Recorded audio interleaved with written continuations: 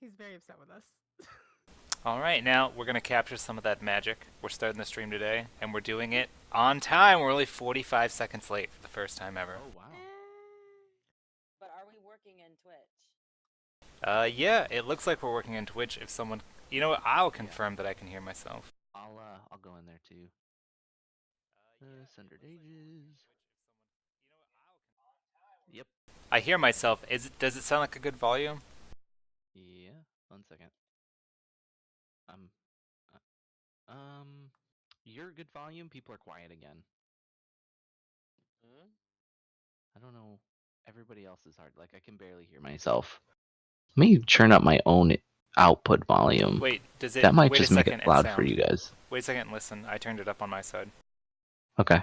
Oh, let me bring it back up. Oh. Is it not open anymore? What the hell just happened? Oh. Is it not open anymore? Oh. What the hell just happened? It's a video now. You're not live anymore? Oh yeah, you are. There you go. What's happening? It says playing in 10 Is it seconds. not open anymore? Okay, it's good. You're good. Video now. You're not. Yeah. Perfect. Okay, yeah. Technical difficulties, man. Yeah, I had to put the output up. I told you I was streaming my Crusader King games recently, and I Perfect. found out the 3.5 millimeter jack thing was giving me some weird static stuff, and I had to move around a bunch of my audio things, and my my output was way down, which is what Discord pulls from for the stream. Okay. All right, Nice. but that's all gobbledygook for the the side of the game that is the actual game. Gobble gobble, motherfuckers. I don't see two of our players, Sandre and Silvestro, are not actually in Roll20. Hey, is this working? Yeah. Silvestro's. Oh. Okay. 'Cause Silvester's. for whatever reason, my keys are weird, so I just want to make sure. I forgot to click join game. It happens. I find it funny how like all of our art styles are completely different. I also forgot I've been to. ready for half an hour and I forgot to click join game. That's okay. Oh man, I'm right there with you. I'm only a little mad at you. Just slightly. Yeah. I'm not seeing it on Twitch at all, actually. I'm seeing it on Twitch. I'm seeing it on Twitch, but it's just the black screen. Like we're not in it.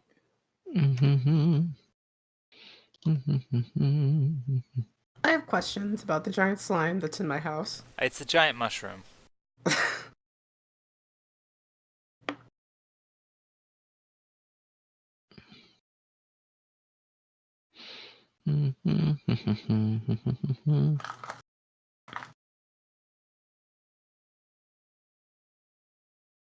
Alright, so that's all sorted out.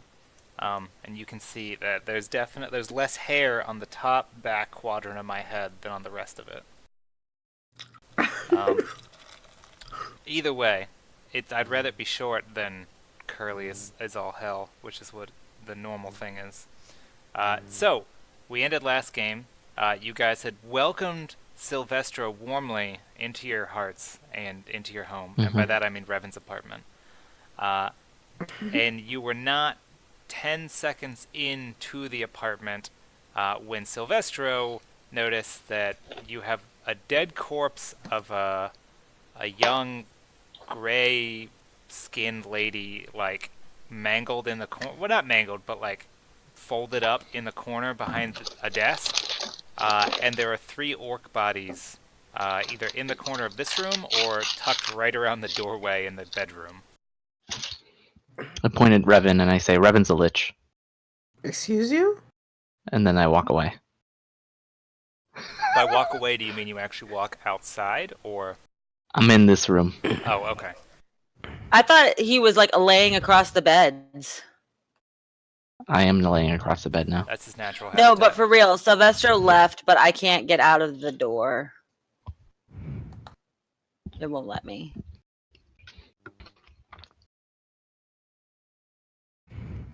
Oh, then if he wasn't there, I don't say the thing.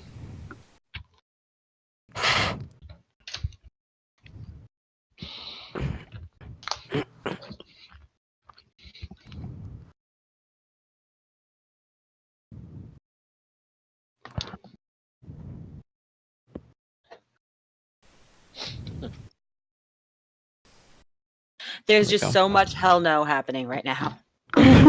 Okay, so he's outside. Silvestro opens the door, and what does he give a closing comment before walking away? I mean, like last game, he was, stuttering, appalled. They were trying kind of like to explain, and he just turned around and walked out. He's out. He's heading back towards the palace. Was it the palace? They were someplace else. He's heading back towards where he came from. That's really Derek? far. It's where he came from is quite a distance away. Yeah, that's fine. He's walking it. Not like where he came from, like from where the dirge and the prince were. Okay. He's gonna go tell on them. Ooh, he telling. Let's grab the body. Snitches get stitches. Okay. Well, you don't know he's gonna tell on them. That's just his intention. You were asking. He didn't something, say Sundered? like I'm gonna tell on you guys. Can you remind me what the dirge and the prince told us to do? Okay. Yeah. Well, if you guys want to cover that, that's fine. Otherwise, I'll do a quick rundown for Stefan and anyone else that's watching. Please. Okay. Last game, you guys were at the tournament. The only one officially entered that did the qualifying rounds was Sandre. He won his first round, so he's going on to tomorrow for rounds 2 and 3, assuming he lives long enough.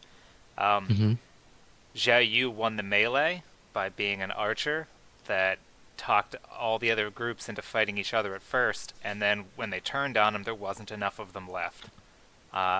And then the one Celestian that actually paired up with him, the two of them struck a bargain, and now he's going to go work as muscle at one of his new brothels. Hell yeah, he is. After that, you guys went and met with Prince Zhangguang, which is the prince heir apparent for the Celestian Empire, along with the Dirge. That's where you met Silvestro. They were dueling sitars when you walked in.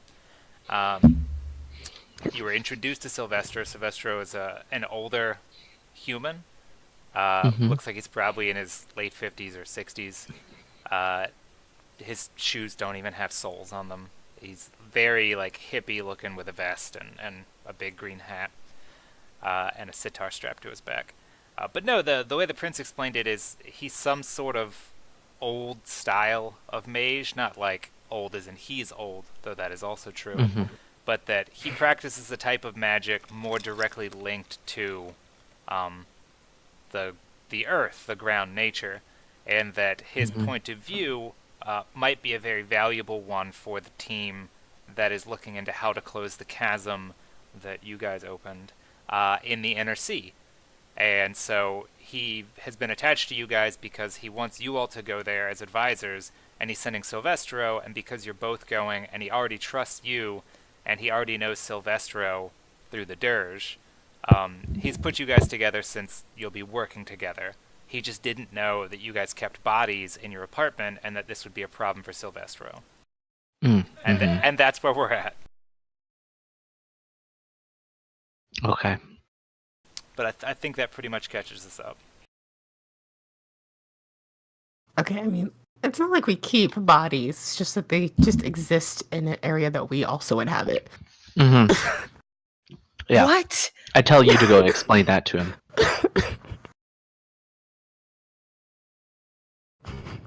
Brevin. I'm not.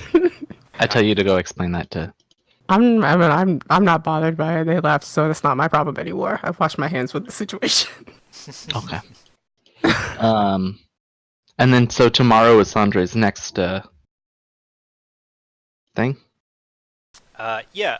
According Sandre, I gave you a handout. It should be in your journal. I see. Yeah. Contestant list. I like it. Of the contestant list. Yeah. So there were 16 contestants originally. That was whittled down to 8, and then tomorrow there's an event, just like the melee was the first day.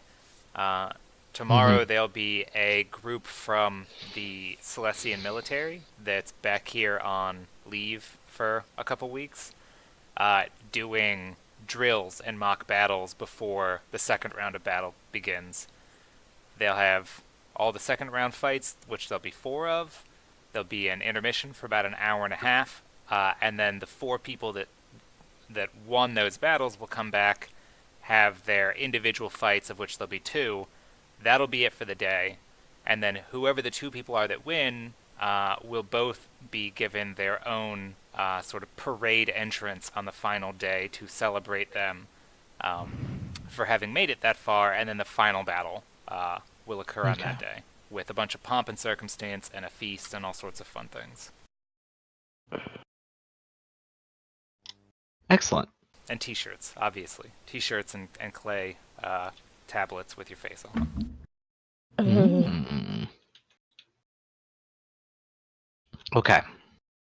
So, I catch up with Silvestro, and I just let him know. I quickly explain that I asked him if he knows the tree runners, and I kind of explain what they look like, the gray skin, blah blah blah, pointy ears. I said, are you familiar with that race of people? So if he is, You this is sound crazy to Silvestro. Okay. Wait, does Silvestro say that? Yes, you sound crazy. Okay. People don't just keep bodies. People don't people just don't. That's not a thing that should happen. It was our friend. We need to bury her. We haven't really had time. So, no, that's weird, but that's just kind of our life. I asked him if he's familiar with the Knight of Souls, with the Knights of Soul. No, he's no. Or the underground, the underworld, whatever we're calling it. I forget. Make a Silvestro. Make an intelligence check, because this is something that the character may actually know.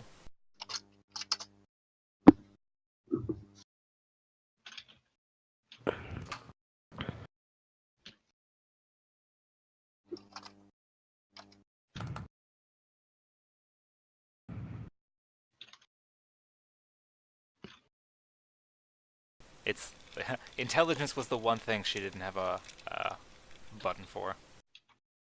Oh, wow. Oh, okay. The Knights of it sounds like some sort of pasta, but you're unfamiliar with it. No, he was also asking about like the underground. Oh, you Yeah. So I asked him about that too. Okay, you don't have to roll for the underground because you're specifically here in Runestone on behalf of your grove, and you've been speaking with the Dirge and the Prince for about half of a day regarding the chasm and the undersea. So what they know and were willing to share, which is most of it, they have passed along to Silvestro. So Silvestro has all the basics of there's a chasm, it opens up to some sort of weird underground world that has its own ocean, seemingly, and there are islands, and people live down there. That Silvestro knows those things. Does he know that we've been there? I don't think so, and I don't think that he knows. No, he knows that you've been there. I don't think he knows that you're the reason it happened. Correct. Silvestro is aware that you've been there because that's what the prince would have told him. Like, I'm sending you with these people because they're the ones with firsthand experience. He hasn't been told that you guys may be the reason why. I mean, do we know 100% that we're the reason? Make an intelligence check.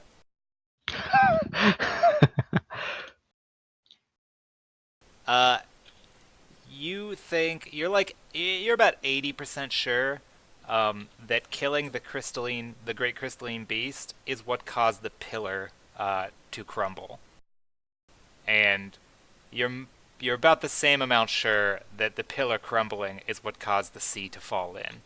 So okay. You're about 64% sure that it's your fault. Okay. So, after all this deliberation of who knows what, I tell him I get that it's weird, and I get that we seem like the most ragtag random group of people, but I don't really expect you to understand a lot of it, but I do want to like help you understand. We've been through a lot of different things and a lot of different areas that most people just don't know about. So while it is confusing and while what we do may seem unorthodox or, you know, downright fucked up, just want you to know like it's not our choices that we're making, it's the lives that we're living. Like things are happening to us and we're the ones who are seemingly the ones who have to fix it. So I'm sorry for the outward appearance of crazy. We don't mean to do that. That's just, you know, what was handed to us, and we're doing our fucking best. It sounds to me that you're taking these lives that you live and making them a lot more difficult than they need to be. I mean, we're not the ones making it difficult. We've been through a lot of shit, and we want our friend to go through a proper burial, but we're just continually handed more like bags of shit, and we can't bury her until we deal with all the shit first. I don't know if I believe him. Do I need to roll to see if I believe what he's saying? I mean, you don't, No, as a player, you don't really have a reason to not believe me. You could as a player, this is good. And anyone watching generally. This is as a good DM. It's a rule. good DM moment. Generally, you don't roll to believe or disbelieve other players, because they don't roll to fool you, or make you believe something. It basically, between players, it's completely role playing. So if Xiaoyu wanted to confuse Sylvester in some way, it would be up to him to twist what he's saying in such a way as to present the evidence to get the response he wants. If in your head you think, okay, Silvestro is hearing this, and it sounds far-fetched enough that I just wouldn't believe it, then he just doesn't believe them. But if Silvestro internally could put this together and go, okay, that's crazy, but I also made up my own brand of drugs, so I've seen crazier things, then he might be like, okay, let's sit down, we'll all get high. Well, And first profit. things first, let's bury the gal and just go from there. No Hey, problem. there we go. Thank God. Let's do it. Alright, you guys go back to the house. Yeah, we go grab her. I said team. house, and I thought of all those horrific reality TV shows from the 2000s. We get the shovels. Get the shovies. Okay, so they return to the house. Revan, are you and Sandre doing anything in here since they left? Or Gelato? I don't know what Gelato's doing, but I'm enchanting. I don't know Gelato's life. I'm not his keeper. I wouldn't say that. I'm just watching out for, people that want to kill me. Do I know that? I don't know about all of that, right? Like the Dirge only told me these are the people. Here's what they did. They've been to the underground. This is what happened. They're gonna help you figure this out, right? But I don't know all of the intricacies of their group. I mean, you don't know that there are assassins after them. Right. Got it. Good. Fair. Fair That's enough. fair. Do we know assassins are after us? Well, by assassins, I mean, she's unfamiliar with the group of orcs that have a blood oath. That I don't mean a group of professional assassins that was hired using the money that you just won from that to kill you. So is that happening now? Roll an intelligence check. For fuck's sake. No, not that you're aware of. Yeah, I know you were gonna say I could roll a 20. You're like, you still have no reason to believe it. No reason whatsoever. Look over your shoulder. Yeah, you're still not sure.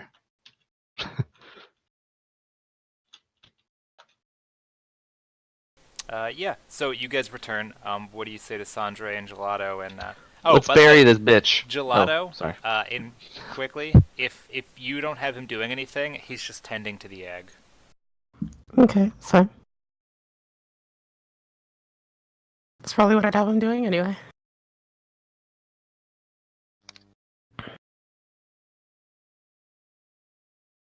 All right, and now the egg is added to your journal.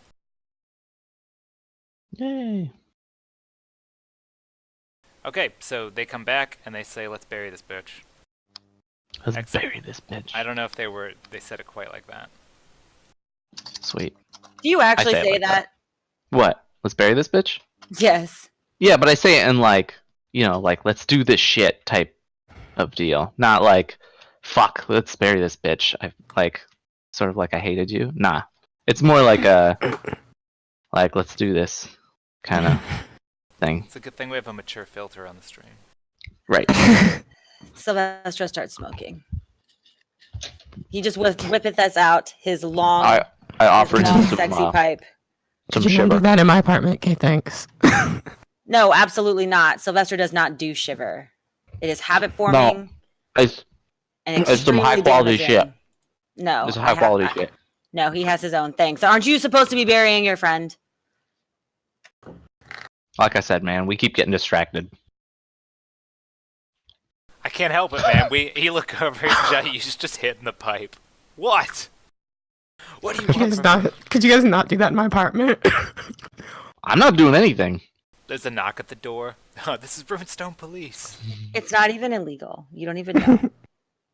Anyway, let's go. Like, do this. I leave. I step outside of Okay, the apartment. we're going. to I smoke grab my the pipe. thing. Sandre, grab the body. You're the strongest. And we go. Do I We're want going to to touch the- that though? Yeah, you want to touch it. It's in a bag. It's Yeah, in a bed you want to touch that? Okay. It's in a Okay. bed. She's wrapped up in a bed sheet. Don't worry about it. But it's leaking. She's not leaking. She had very I'm few joking. fluids in her when she died. Yeah, I know. I'd argue that she had almost no fluids. in Is her she like a when she died. pile of dust? No, She had someone else's not fluids as in of her. yet. This isn't Buffy, okay? And it's not. Um, It's not Twilight either. Oh man. Do they turn to dust? I don't know. They like shatter like ice. I don't understand it. I would love it. And I've already said too much. Spoilers for Twilight. Yeah, right. Oops. Oops. Like anyone that was going to see it hadn't already seen it. All right. Either way, is Discord back up? It looks like it went yeah. back for a second.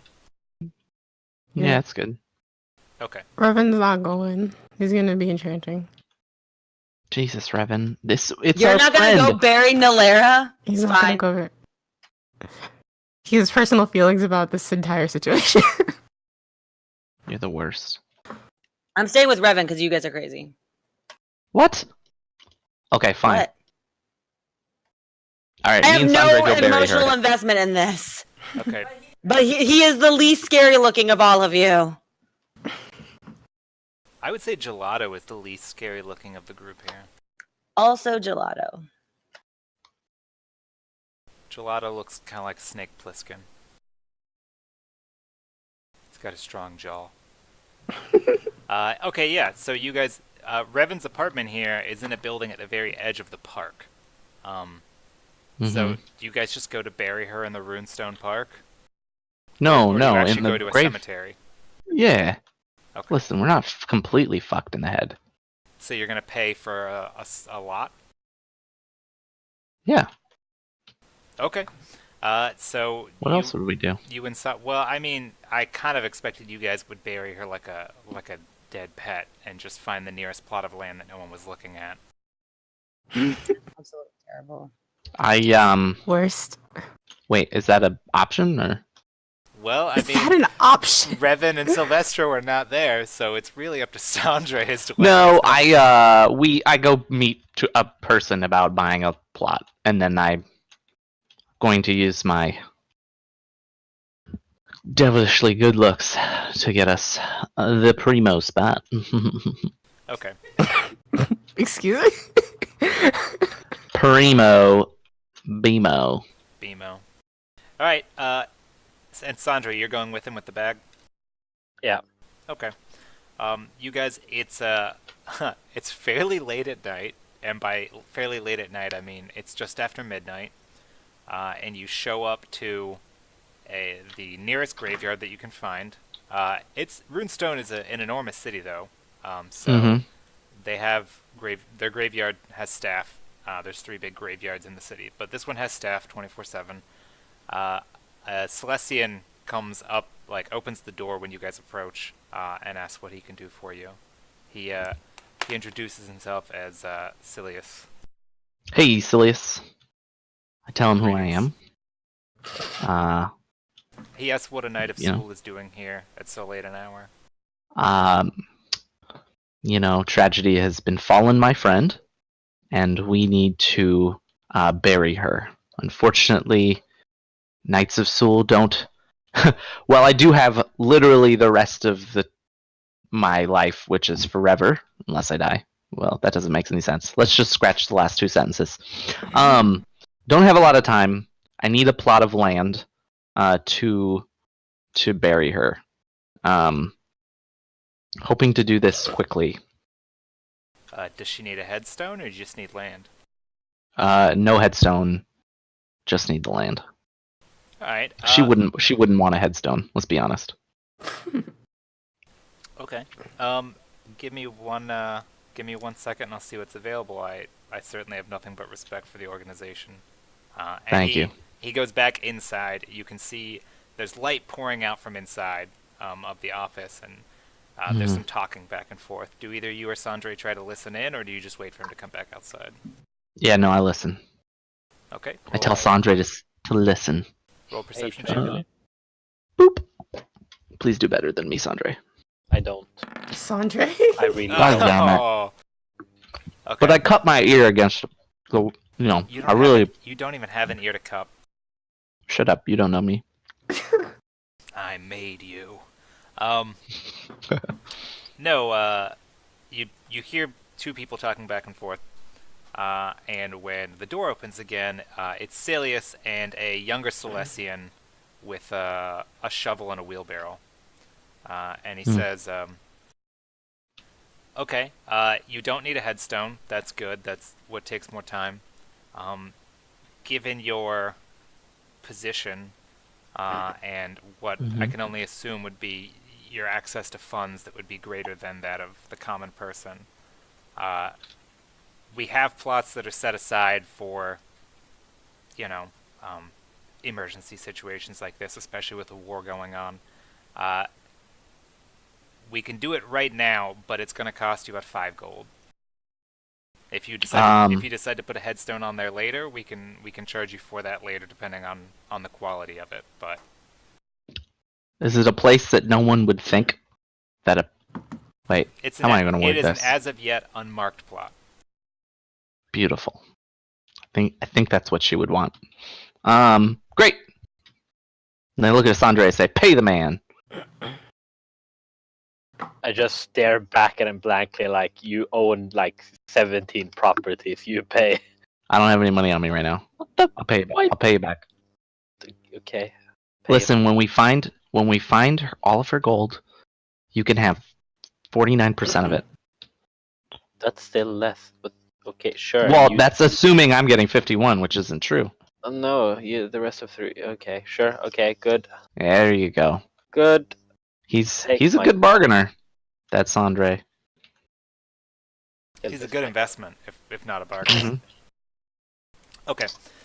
Silius takes the gold, and he bites one of the coins to make sure that it's solid, and then leads you guys out to the plot. It's about at this point it's about 50 feet removed from any other headstone. Beautiful. And he tells you this whole area here is open right now, and we've got a couple of these plots are going to be filled soon with some bodies that just came back to us from the Borrowberry action. But yeah, I mean, this one right here, and it's just there's a small divot in the earth, and he's like, this would be the spot. We're more than capable of handling everything from here out on our own, but I know, especially with soldiers coming back from the war, a lot of them like to stick around and either help, or at least watch. Yeah. You know, Yeah, I'm gonna watch help. it get done. Okay. I help. Yep. Sandre and I help. Both Okay. of us help. They get 2 other shovels out of the wheelbarrow, and they hand it off, and Silius, his apprentice, and you guys all take turns digging in the pit. At one point, about 30 minutes in, the apprentice leaves and comes back. Oh, before he goes, he asks, they they haven't even talked about what's the height for your friend. How tall is she? Yeah. Listen, here's the thing. When we bury her, take the number you would usually say for someone who's like 5 feet tall. Double it. I don't want to risk Do you mean it. 10 feet tall? Yeah. I want her to be twice as deep as you would normally bury a person. Oh, okay. No, I mean her height as far as the length of the coffin, sir. Oh, okay. I don't know. She's like 5 feet. Ish. I don't know. You fucking measure her, dude. I don't Okay. pay attention. Do you, Roast. and he looks around like he doesn't see the body, and he's like, well, if you, I mean, I assumed at Oh, some she's point you in were the gonna bag. go get her. He No, does. she's He in does the- he does a double take and says, "What?" She's in the bed sheet. There's a not disgust because he's seen some awful stuff as a gravedigger, and he says, "Wait, oh, you have her? She's in that sheet that your friend is carrying around like a knapsack." Yes. What do people usually come in? I mean, a lot of people at least use a cart. Okay. Well, you- we couldn't fucking find a cart. Okay, before, and he stops, he calls out to his apprentice and tells him to stop. He needs you to get your friend out, because if you've got her in a bed sheet, she's not going to be, the height isn't going to match up properly. She's going to be, like, gnarled up, because she will have gone solid in a long position. She's not laying out flat. Wait, what does he want from me? He wants me to take the bed sheet off of her. He doesn't want her to rigor mortis. No, she already has. He needs to see what the proper dimensions for the coffin have to be, given that Just she hasn't. just been add set the out bed straight. sheet onto it. We're not taking it off. Listen, I'll give you another gold to deal with this shit right now. Okay.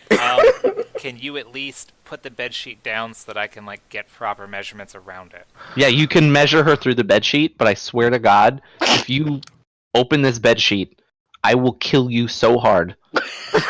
What's going on? He looks back at you.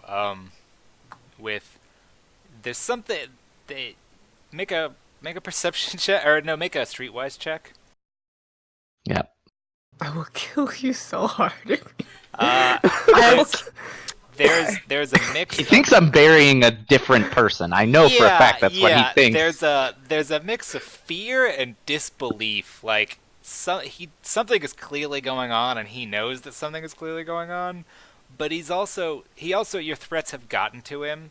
And as far as he knows, you're a proper knight of Soul. There's a tiny inkling in the back of his head that is maybe this is just a guy in armor pretending to threaten me.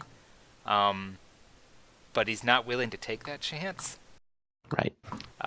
So Smart. he does the measuring, and he tells his apprentice that they're gonna need to get the coffin for larger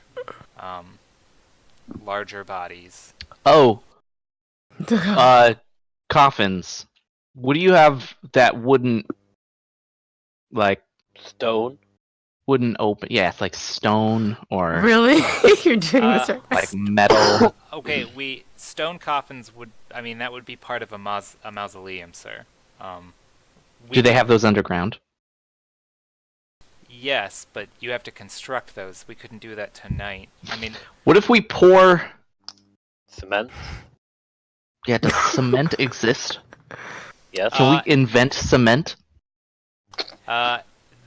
There's no active volcano on the compound at this time. So there is no Okay. cement. We have a dragon. Would that work? Wait. That is not We don't- proper use. We don't No. have a dragon. We have dragons. We don't have any dragons. Who What the just fuck are you has talking about? dragons? Don't we Who have has two a dragons dragon? over We at know our city? dragons. The dragons are gonna fly here just to make a fucking. That's not gonna happen. I like how we're having this conversation in front of them. So, listen. I feel We've bad got for two this kid. dragons. And I'm like rubbing my helmet like I'm super tired. I'm gonna be real with you. I know this is super weird, but Yes, it here's is. what needs to happen. Let's say He puts just- his hands together. let's just attentively. consider that if this person, for whatever reason, whatever magic happened, came back alive, it would be probably the worst thing that ever happened to this city. Now she's our friend, so we want to do this honorably, but at the same time, I want to make sure that if something ever happens, she's just far removed. And does this make sense? Do you kind of pick up what I'm putting down right now? I I'm prepared to give you more money to make this happen. I need you to fix this for me. Can you do that? I'm intimidating him now. okay. I'm make like a- I'm in his fucking face. All right. Let's see. I did offer him more money. If it helps. Oh yeah. No. He begins to shake in his well-soled boots. Goes. Yeah. I mean, we've got a lot of people coming in recently, and war does awful stuff to bodies, and I'm just a gravedigger, and I know that there's a lot of stuff with dragons and magic and whatnot out there on the front lines. I'm sure that's where you guys are coming from. I Perfect. don't understand the sort of repercussions of things like that, but we bury things here, and to date, nothing that we bury has come back. So, I'm fully on board with us keeping that sterling record. Okay. So what are we gonna do differently? Okay, so we've Because got, you've never buried her yet, okay, and I so, promise you it's different. I've got scale mother. He tells he calls his apprentice over, and he whispers something to him. Again, you guys can attempt to listen in. Nah. He whispers. I do. Okay, make a perception check. Oh, Hey, Hey. look at you. Do you speak Celestian? yes. Okay. He tells him to go check on the he goes him to go check on Mausoleum 3 and 13 and get back to him on whether or not they've been filled yet. But the apprentice goes running off, and Silius turns to you and he says, "Okay, that we've got realistically two options. One of them far more expensive than the other. But Okay. one, we don't have stone coffins that we use for plots like this. So we could take our coffins for larger sized individuals. Sometimes bodies bloat, and when they're not here fast enough, whatever. And we could bury that, and there are certain castes, there are certain groups in the Empire that I'm sure you know some of the old clan types that are more superstitious that sometimes bury with bindings around the coffin, and we can do that. That's not a problem. That's actually something that is done, uncommonly, but enough so that I've done it a few times myself. The other thing is, if my apprentice comes back with the affirmative, we actually have two mausoleums that were both constructed about a month ago and 2 months ago for well-to-do high ups in the military that died in the field of fire battle. The bodies haven't returned yet because of this problem with the I don't really understand. There's supposedly a hole in the middle of the ocean, and it's disrupting trade. But the bodies haven't arrived yet, but the mausoleums are constructed. For enough money for, we could put this body in the undercroft and seal it away in one of the rooms. And I'm completely honest with you here. Not tell the family for the general when they bury their body in the main room of the mausoleum. There we go. There we go. But I am obviously, incredibly pleased. this is the kind of thing that stays between you and me. I assume you're a Knight of Soul. Obviously, this person must have been someone with relevance to the state, and this is not something that's going to come back to me. Oh, it would never. Okay. I give him a hug. Okay. You see, I like people who solve problems. If you're ever interested in a different line of work, you let me know. All right. Well, we have to wait. He should be back within 5 minutes. It's on the other side of the graveyard here. But I mean, to be completely fair, we're probably looking something around 50 gold for us to get this extra thing built in to seal in Whatever it takes. the chamber so that it looks like it's just a slightly smaller room than it actually is. Beautiful. I love it. Okay. All right.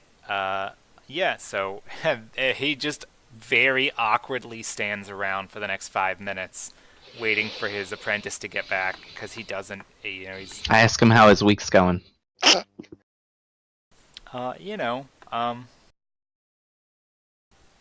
I pulled a double shift today. I had wanted to get out to the tourney grounds, but I'm supposed to be there. I won't be there tomorrow, but I got tickets for the final day, and I've actually got the parade. And he points out towards the eastern gate of the cemetery, the one you guys came through, and he says the parade for one of the two contestants actually goes right by here, and so I'm going to watch it from here, and then I'm going to go over there and get my seat.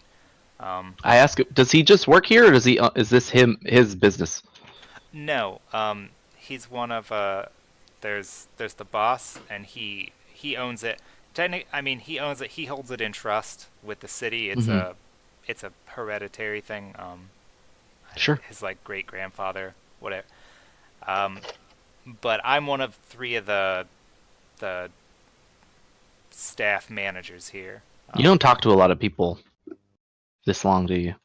No, it gets really uncomfortable. Most people with a dead body just want to get... I have a feeling most people you talk to are pretty silent, right? Yeah.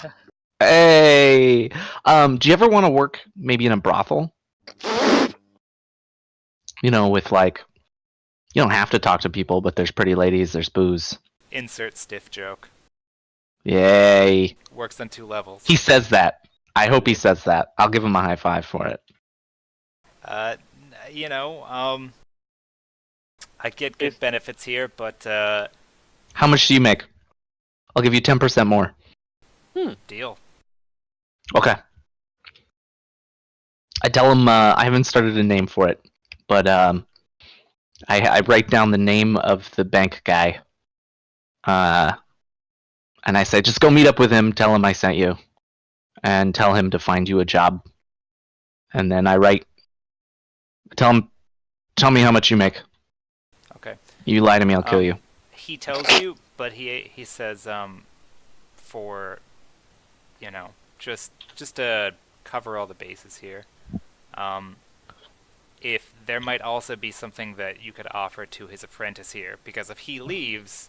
Absolutely. Okay. Is he a good dancer? What the... Joking. I mean, I'm joking. He's an okay dancer. He's better. He's a good craftsman. And he's actually a somewhat talented seamster. Oh, that's actually perfect. I'd love to have custom-made dresses for the women or something. I don't know. We'll figure it out. That's great. Yeah, you can bring him with. Yeah. Plus, I figure it'll just be. There's gonna be a lot of.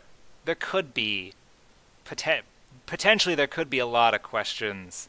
I'd rather if I'm not here and then he's not here to say the wrong thing, and it's just it's easier that way. What I'd like you to do, make sure you break this job off, nicely, because I may need you to come back at some point, part-time, just for some helpful reasons, but don't worry about it right now. Just make sure that it goes well. He gives you that look like he's like, oh, yeah, and in his head, you imagine he's like, I could be dead in 2 weeks. You won't. Undead in 2 weeks. No. There you go. Okay, so after some talking, his apprentice comes back and says that Mausoleum 13 hasn't been filled yet. So you guys head over there. Beautiful. It's a really nice. Whoa! Jesus, Mike. Sorry, Mike. Did you guys hear that? Jesus, yes. My computer freak. Oh, jeez. My computer made a really loud noise. God, that scared the shit out of me. Okay, sorry.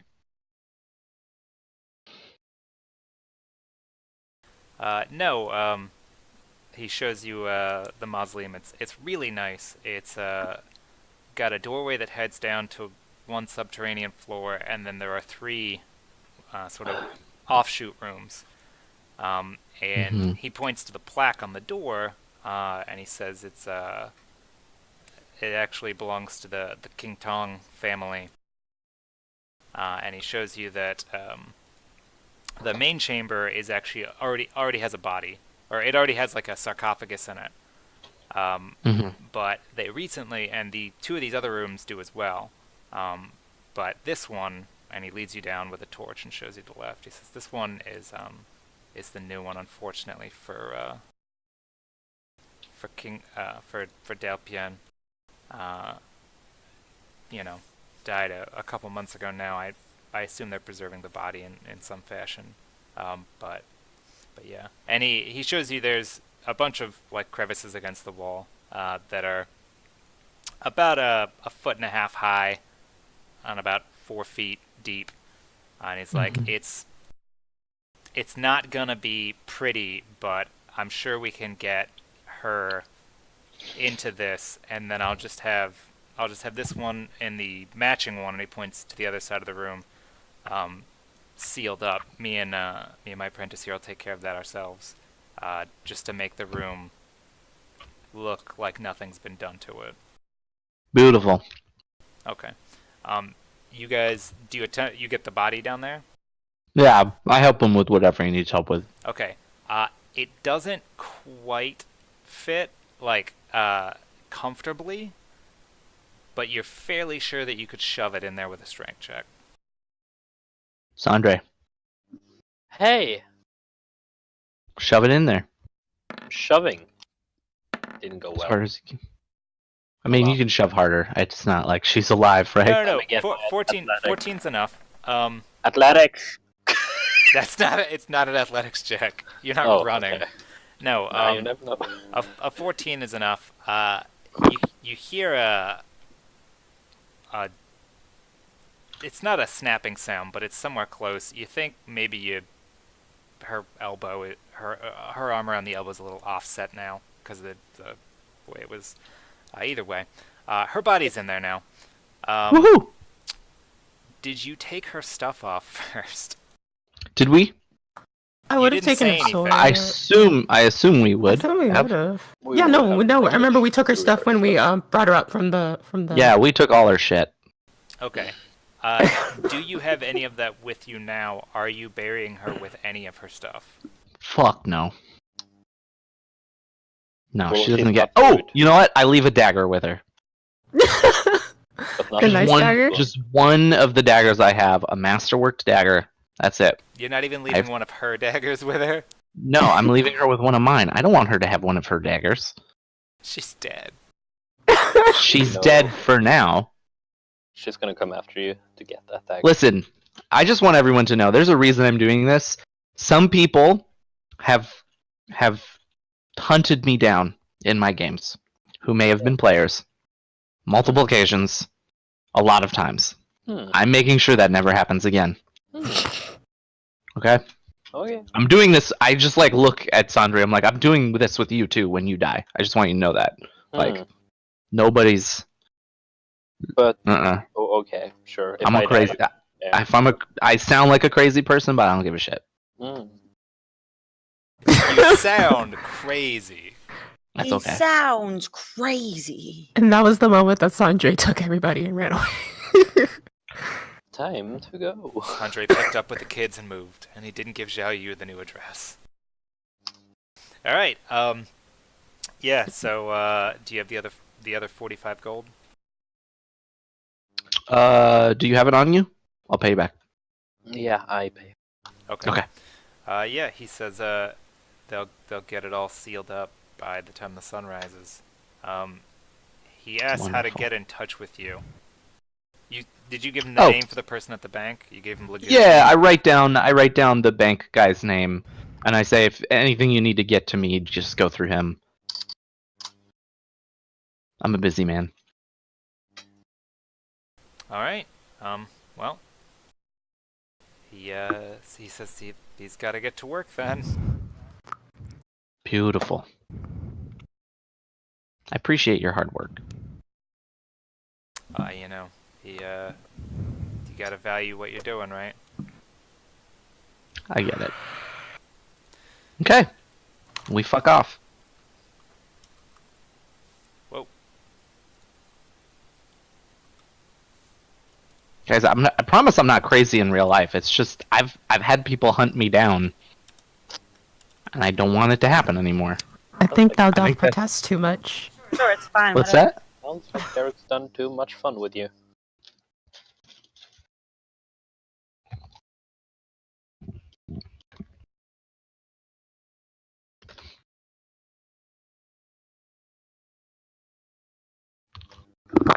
Okay, These so cookies are so good. where are we going now? Oh, we're going back Yeah, back to the apartment. to Revan's place. Yeah.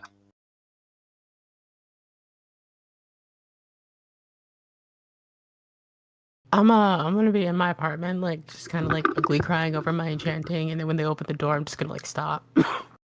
Okay. You're crying? What about you're not in there alone? Like Silvestro is there. No, he's Yeah, sitting but I outside smoking. Oh, Yeah. because he was kicked out. Yeah, he's sitting outside smoking. And Aloysius is with him. His little owl. Yeah, he wasn't gonna take Aloysius in there with all those crazies. And I mean, he was in the Hootie? park. No, his name is Aloysius. Anyway, I knew an owl named Hootie. Actually, No. my friend did. this one's name is Aloysius. Oh We God, it's killed all him. coming back. It's all coming back. And then you know what his owner did? He killed my friend and he Face. wore his skin. He tried. Allegedly. Allegedly. uh, All right. Either way. Good times, guys. Right? Yeah. So you return. Silvestro is outside smoking. When you guys walk up. fair. And Revan. What up, man? Quick perception check from you. Do. There we go. I may have pressed that twice on accident. That's fine. I'll take the Yep. first one. Oh, it's only a 25. You Sorry, it's hear you're ugly crying inside over at your desk. Why are you ugly crying?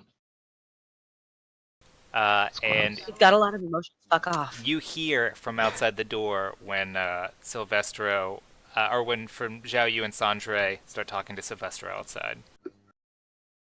Wow. So you can get yourself cleaned up. Okay, but so you guys walk up and speak to Silvestro, who's Yeah. getting high on the street corner. Okay. What's up, man? Oh, What you nothing. How'd it smoking? go? Oh, it went well. I'm like, oh, it's just something that I made. Do you want to check it out? And I offer him the pipe. What's it do? I'm It's just kidding. just- I don't care. I smoke it. Are you even Joke's on affected him. by that? I mean, it's not gonna do I anything. don't care. I'm I not a already know how it person. works. Actually, unless if it has a magical effect, I guess it might work. But It doesn't. It's just there. It helps you relax, help put things into perspective. I take a huge draw, and then I just scream at the top of my lungs. Do you even have lungs? He does. Yeah. Oh, okay. Ah, Well, I ah, just scream. I magically scream from How my do you- non-existent lungs. Just a bone rattling scream because you do have bones. rattle my And then I bones. ask him what's in it. Never After mind. like breathing, I like put my hands on my like legs and I'm like hunched over. I was like, "What was in that?" Oh, just some different herbs, dried flowers, some things that I like to make a tea out of. It's pretty nice. I said, "That was some good shit." I know, right? How'd it go? Where's your friend? Seems like it worked out. Like 20 feet under. 20. Why? I don't know. I don't know how deep she is. I didn't count. You know? Didn't count the I mean- steps. Yeah, I get it. Counting's hard. What's that? What? I'm sorry, I can't hear you. I'm sorry, I don't know what you're saying. Oh, okay. I agree. Yeah, sure. Let's go inside. 'Kay. Your friend is pretty sad. Why? Revan? Can you not hear him? Can I hear him? Make a listen for sob check. Hey! As you guys enter, you What a can hear not the total waste. You can hear the Nice. sobbing come to an abrupt stop, like as soon as the door cracks. But you hear the like drawing up into his nose. Yeah. I leave Aloysius outside. I just instruct him to go he just goes and perches on the roof. What's up, Revan? Hey, What's going on? nothing. I heard you crying. What's Nothing. going on? Just enchanting. Why is that sad? No. I don't understand it's, enchanting. It's allergies, man. Oh, The soul dust gets in your eyes. I feel like you're lying to my face. That's for you to decide. I don't care. Are you drunk right now? Also, can't tell if still crying or laughing. I'll take it as laughing and say that I make you feel better because we're friends. do that. Okay. Nalera's in the ground. I hope. Where? Huh? Where? Oh, Where? It's not really important. She just is. I think it's one of those things where it's better less people know. Like, nothing against you. I know you wouldn't, but like, I don't even want to say it out loud. I'm just gonna let you stop talking, Perfect. just so you understand how offensive that sounds To her or to you? to me. Oh, okay. Wouldn't want to offend the dead person. I get it. Oh, wait, you said to you. My bad. Meh. I died a long time ago, so I don't even know. I'm gonna finish enchanting. You what? I'm gonna go back to enchanting. Okay. All right. Well, I'm gonna chill unless Salacious. What the fuck is his name? Did you just call me salacious? I don't remember your character's name. Silvestro. There we go. Unless you have something you need to get done and need help, I'm gonna sleep until tomorrow for Sandre's party. Shouldn't we Am I- be going? Going No. where? Like Oh, in is the it the morning? day? Shouldn't we be leaving? Like, shouldn't we be going to investigate the chasm Right now? in the morning? No, he's got to finish the fight first. Why? But this is, sure. The He's in the chasm's not going finals, go anywhere. Sanjay, Yeah, woo. yeah. Foam finger. There you go. Revan's Oh, Max. Okay. Revan Well, you understands. guys have a good night. I'm just gonna go out here and go find my bench. You guys can come find me when you're ready to go. Okay. We will. See ya. I just kind of Peace. walk out and go into the park. Okay. Who would have thought that Alaire was the glue that held this group together? It's weird. It's a little weird. Just that I love these that cookies. that common mistrust where everybody is always like at the ready, but they're united in that. I love cookies. They're pretty great. I can't wait to go to Kira's Bake Shop. Those Tagalogs. All right. So, do you guys do anything else before heading to bed? Mm-mm. Gonna get my 8 I don't. hours in and then I'm gonna go. Yeah. Again, the events at the tourney ground start at noon. There's about 30 minutes set aside for the military drills, and then the fights start. And I believe Sandre is in the second fight.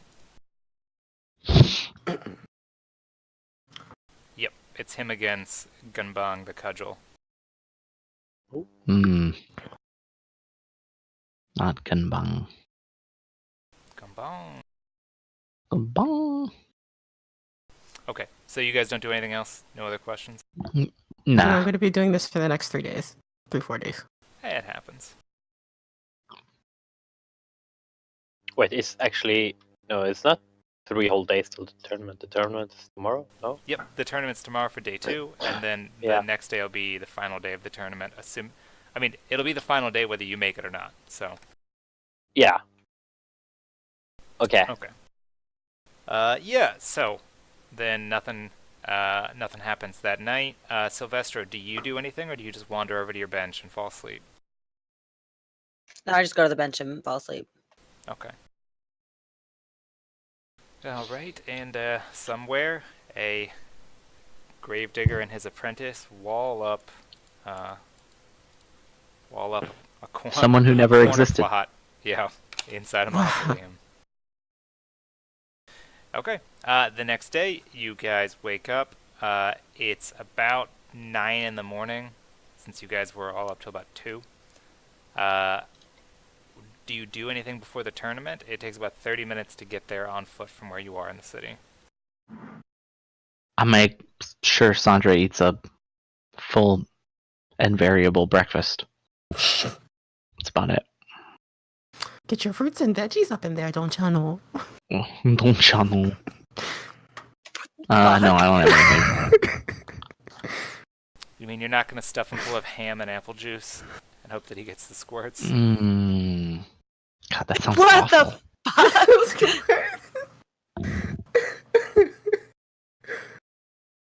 That's a fun day in Ireland. So anyhow, so you stop in to get breakfast on the way, and then you just show up to the tournament grounds? Yep. Okay. When you get there, Sandre, you go down below to where the contestants are. I assume the rest of you, that Xiao Yu, Gelato, and Revan take up their places in the stands. Mhm. What about Silvestro? Do you guys go by the park to pick him up at all, or? Sure. I ask him. Yeah, on the way there, I'll see if he wants to come. Yeah, he might as well. He goes. Sweet. I go. Just has his long pipe in his mouth as he's walking.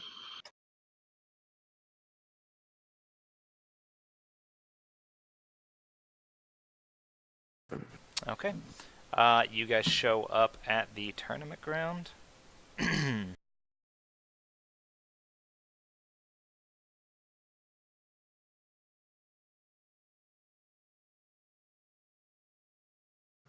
Alrighty. Yeah, so you guys get there. You're there in time to see the 10th Iron Oaks Division performing their drills and their mock battle. Mhm.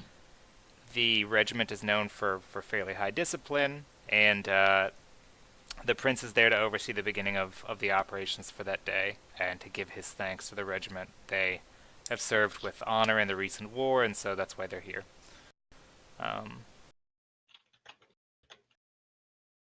Okay.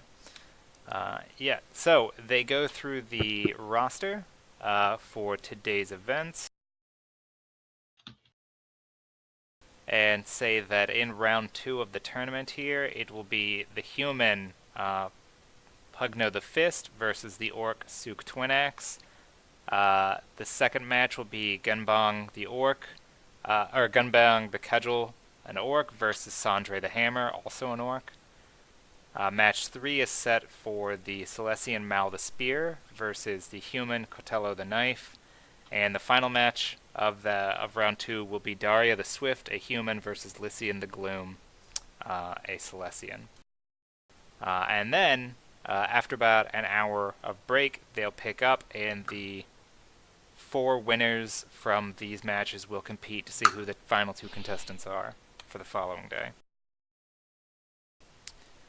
So, do you guys do anything? At this point, you begin to see the merchandise crawling in, and people have clay plates and why can I not think of it? Like mugs and whatnot with names and monikers and whatnot for the various contestants on them. Do you purchase anything? Well, first of all, I walked up in here wearing all of my Sandre memorabilia.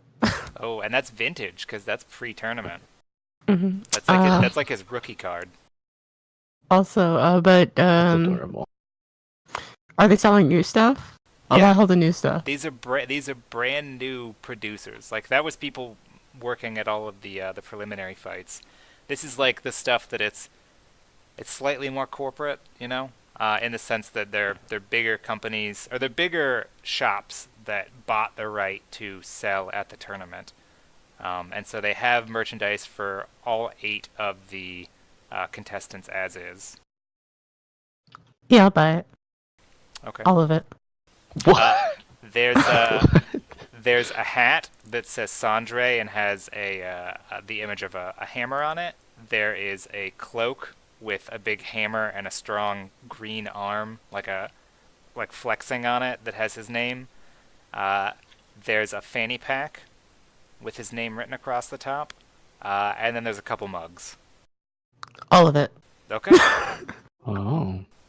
You put it all in all, it costs about 3 gold to purchase like all of the stuff that's out there today with Sandre's name or face or moniker on it. Got you. Someday, man. If he wins, supportive these will be friend. collector's items. I'm a very supportive friend. He's not getting proceeds. Why am I not getting proceeds? Why would you? They're selling me. Yeah, you're gonna make enough yourself. He wants that sponsorship deal. He's already got a sponsorship. True. You should tell your sponsors to sue them then. Yeah, I should. There you go. Yeah, so the prince comes out to announce the first match, which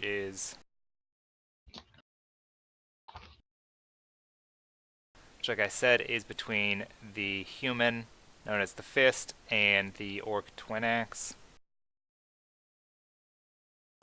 They have their battle. Let's see.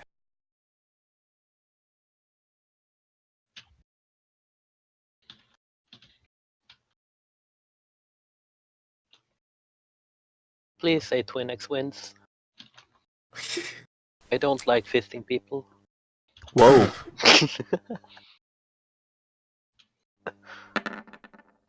Oh man. Oh.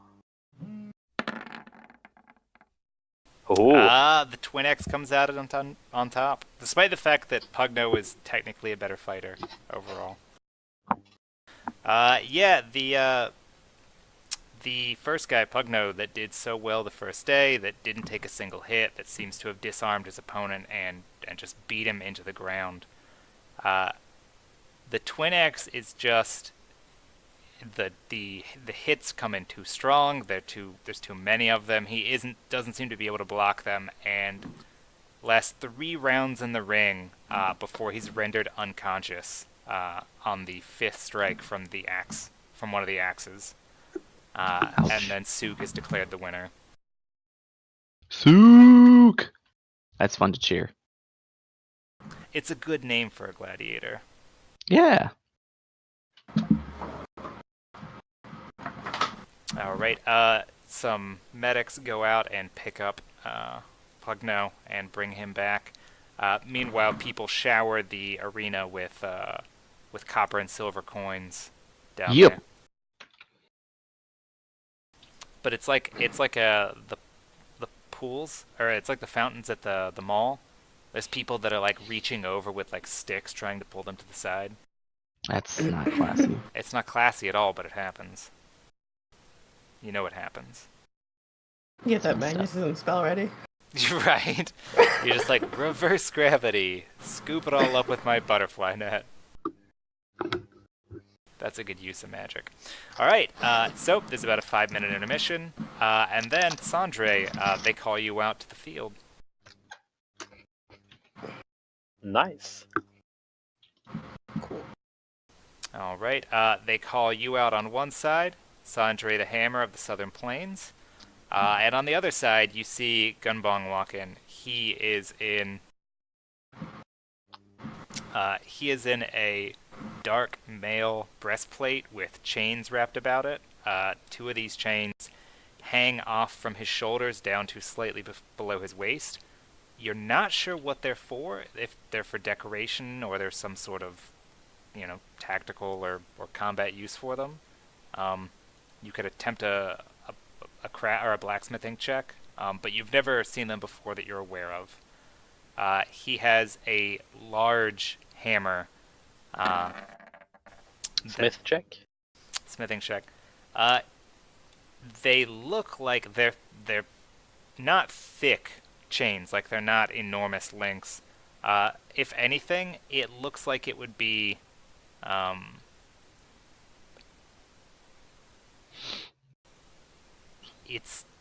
you're not sure. You see them, they look like they're made of steel. They don't look overly large.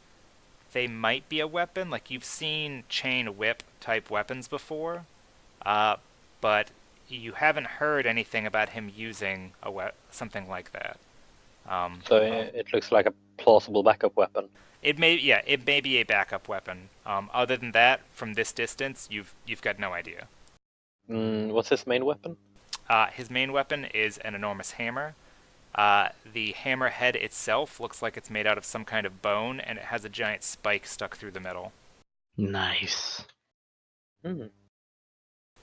Nice.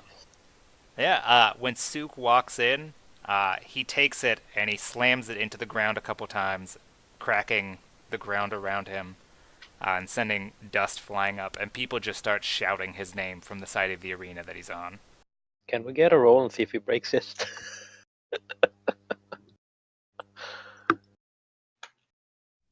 Oh no. No, Oh. He does not break. So close. No, he does not break his hammer. But you see, he looks at you.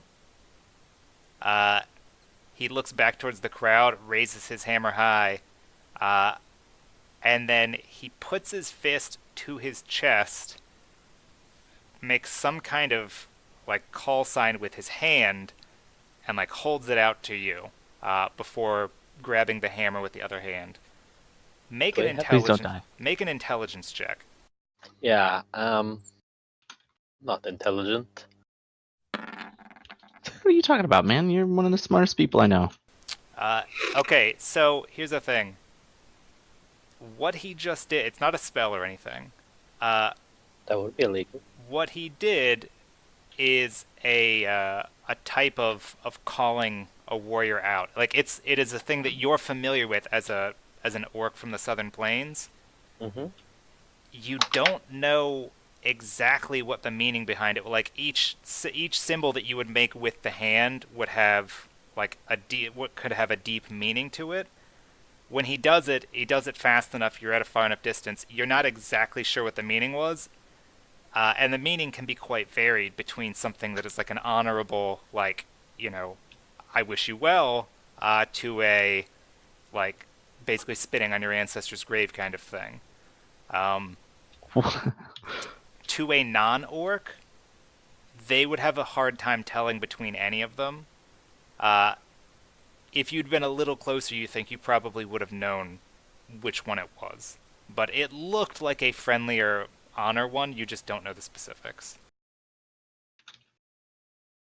Got you. Okay. But you can make a sign, like, your character knows about the signs and can make a sign back to him in response if you wish to. I'm gonna make an honorable response back. Alright. Please don't tell me I need to do intelligence for that as well. No, your character is aware of it. Oh. He looks across the field and he just nods. You're not sure whether you're like, oh, he must have understood because he's nodding. When you're... Okay. When two orcs fail their perception checks. Yeah, but he grips his hammer tightly with both of his hands, and then the prince calls for the fight to begin.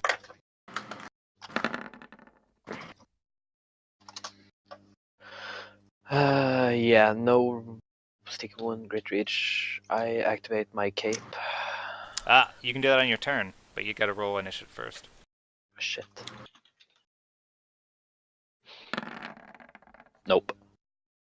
He's not gonna reach me. It's unlikely, yeah.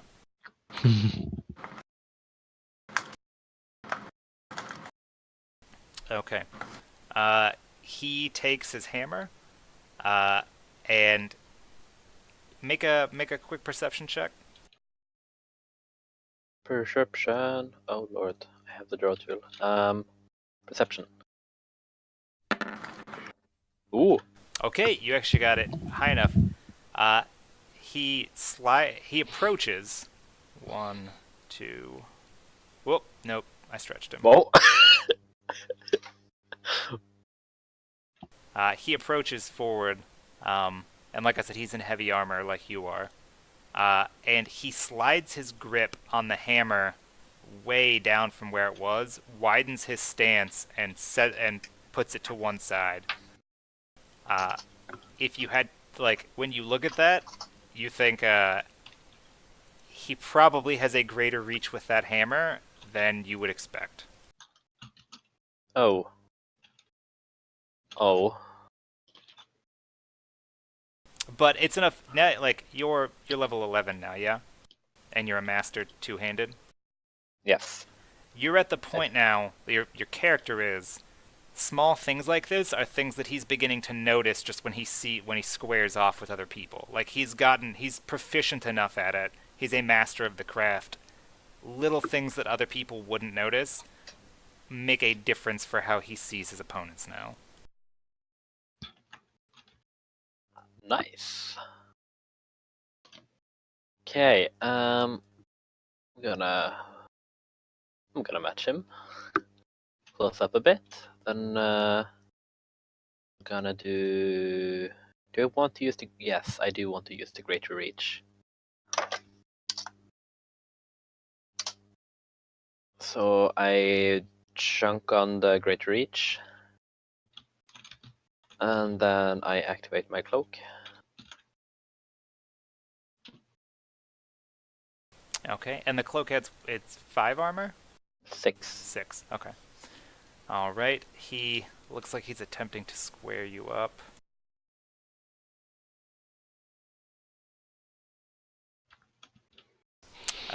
He begins to pace about, not coming directly at you.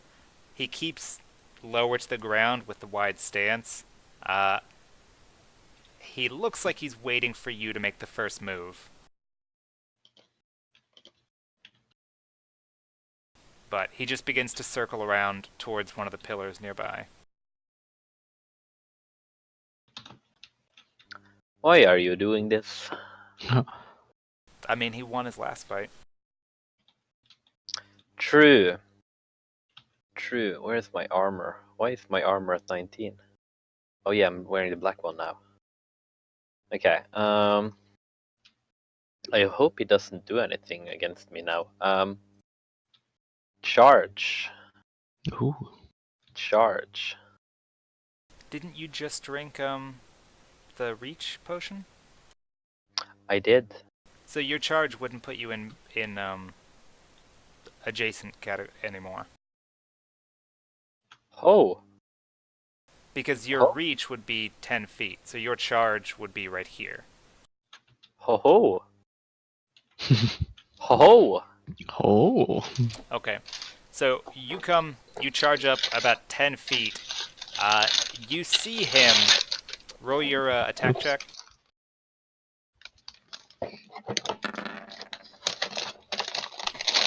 Oh, Be right back. 1 second. all right. As you come up, you're charging up, like I said, about 10 feet. You see his stance comes up a little bit, and he begins to, like, his arms start the motion of whipping out to bring the hammer around in an enormous arc. You beat him to it, and your arms stretch unnaturally long from where you're standing. And Oh, you no. just slam the hammer into his left side. Make a reflex save. Reflex. Okay. The hammer hits him right in the right below his left shoulder, and it has to hurt. It's an area that's not very heavily armored. You hit him. He still has the wherewithal. After the hit lands, he does this odd circular motion with his left shoulder, and shoves to one side. The chain on his shoulder that's hanging down whips around the haft of your hammer, and he attempts to rip it from your grip, but your 23 beats the DC on his disarm. Oh. And you manage to pull it back, even though, again, your arms have this weird, unnatural lengthiness to them right now. Right? But you're fairly sure, you know now, the chains are there at least as some sort of disarming mechanic. Could I try to, like, pull him? If you... So you made the reflex save to get it, like, to manage to tear it away before he could get a good grip on it. Oh, okay. If, now that you know how it's used, if you hit him again and waited to see if he would do it, you could attempt a strength check to, like, pull him to the ground. Essentially, you'd do a command, a CMB against him. Yeah. Ooh. We're getting into advanced stuff. Okay, and you did, jeez, it's 42, wow. I have forgotten to activate my flame, god damn it. Alright. No, seeing that you've got the same amount of reach, he just steps forward up to you with a 5-foot step and attempts to hammer you down with his hammer. Yep. 37. Yep. Alright. It hits you hard, doing 27 physical damage. When the hammer makes contact with your chest, negative energy explodes out of the end of it, dealing 7 damage to you. Like a puff of black smoke and an almost shrieking sound bursts forth from the head of the hammer. And when you look, like, you see it, it slams directly into you. Jesus. And when he pulls it back, you swear you can see blood just, like, dripping from the end of this hammer, even though when you look down at your own chest, like, there's no blood coming through your armor. It's fucking creepy. Jesus Christ. Alright, and then it's your turn. So that 27, you have 24 armor, so it would have done 3 and then 7 for 10. 9 damage. Okay, alright. I think 19 plus 6, 25 armor, 27, that's 2 plus 7, 9. Remember, it's a hammer, it's a 2-handed hammer. He ignores 3 armor. He ignores 3 armor. Okay, so that's 22 armor then. Yep, because he's got a crushing weapon. Or not crushing, bludgeoning. Yes, okay. Alright, and then it's your turn.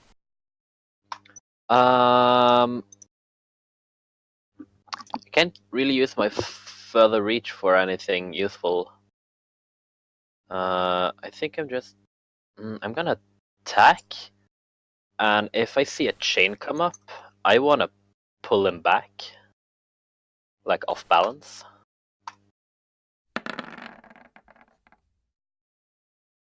Ooh.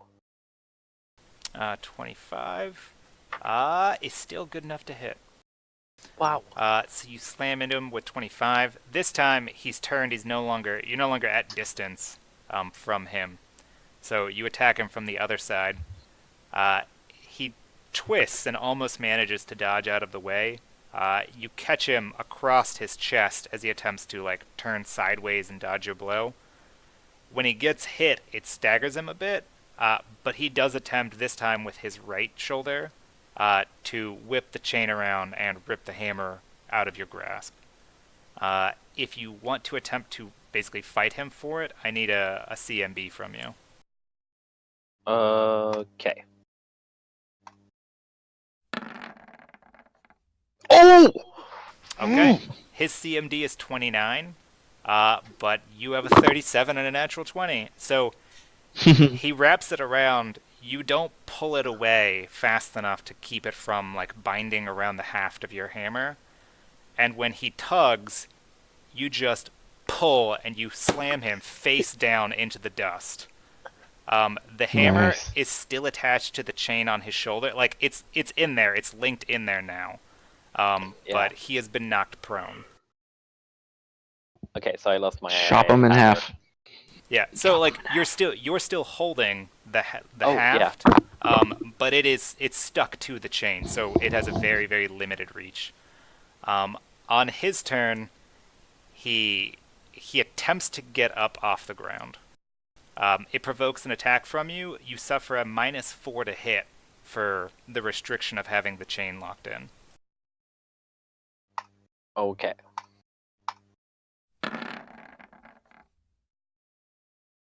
Okay, yep.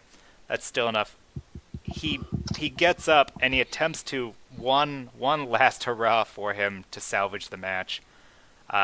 He flips himself over first to try and just rip it out of your hands and throw the hammer across the arena behind him. Instead of ripping it out of your hands, you have just enough room where you basically just, it's about a 2-foot distance to where you start to where you end, slam the hammer right into his solar plexus. You hear all the air in his chest come like out through his mouth and just a sound, followed by a cloud of blood, and he just collapses unconscious to the floor. Yeesh. Do you want to check if he's still alive? Because there's blood coming out of his mouth and he's unconscious. I don't want to get near him. I'm gonna take a step back and I'm gonna raise both my hammer and axe, clank them together, and get the crowd to shriek. At the moment, your hammer is still attached to his chain. Oh god, damn it!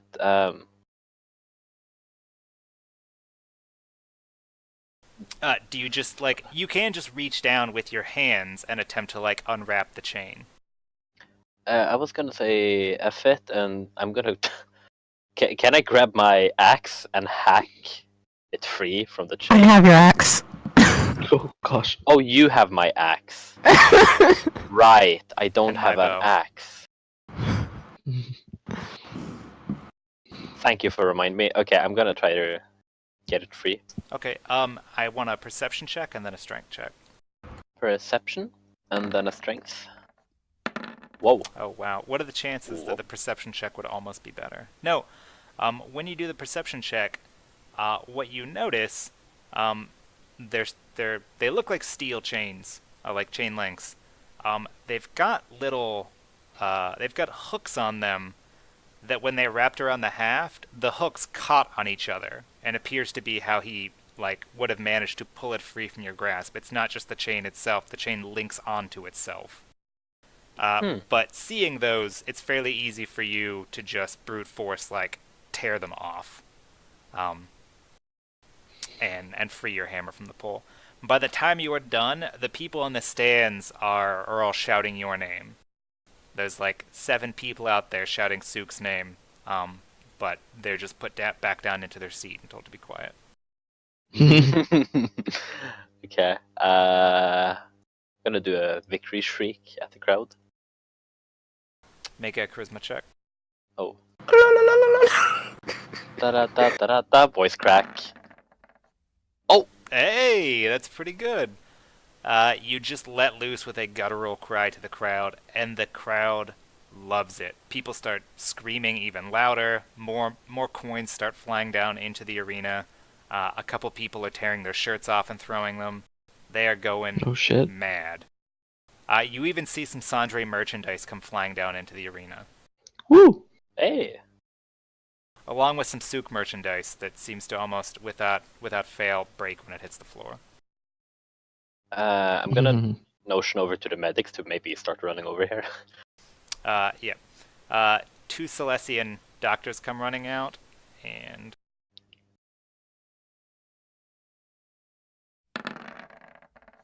Oh.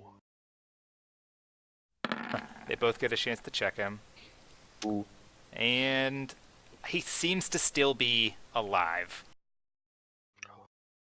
The doctor puts his hands to the guy's chest, says a couple words, and you see the familiar glow that you're used to seeing from Revan. And the chest slowly rises up a little bit and then settles back down. Some more people come out with a stretcher and they pull him out of the arena.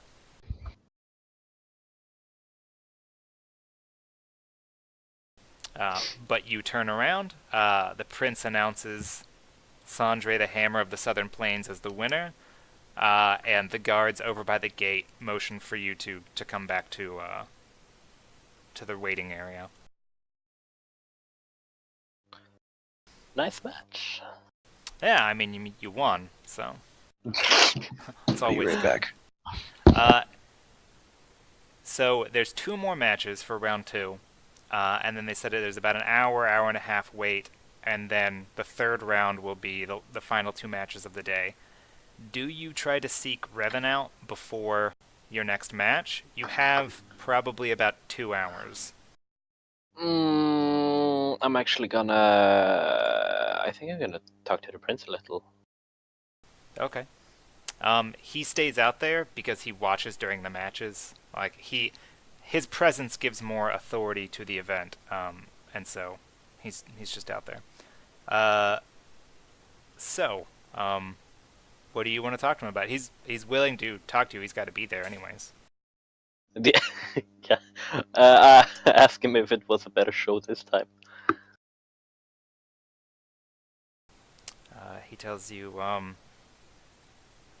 he's never seen 2 orcs like yourself and Sook go at each other like that, and seeing you on the arena floor here gives him a better idea as to why the armies of my people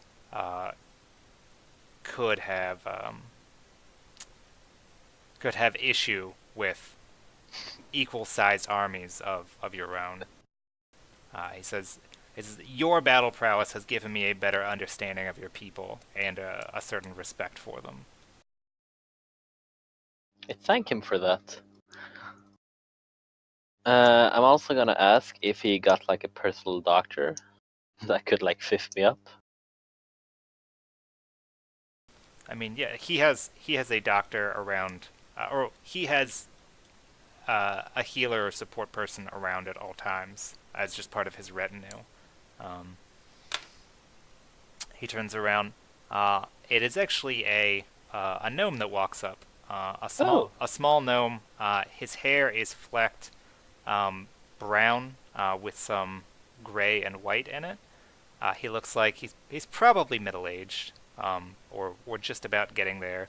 And he has a gnarled wooden staff with what looks like an adamite, like a dwarven steel-plated ram's head on the top of it. The staff stands about 8 inches taller than he does when the butt of it is against the ground. So still half my size. Yeah, still half your size. Still rad. I'm gonna ask him for a small heal. If he could be so kind.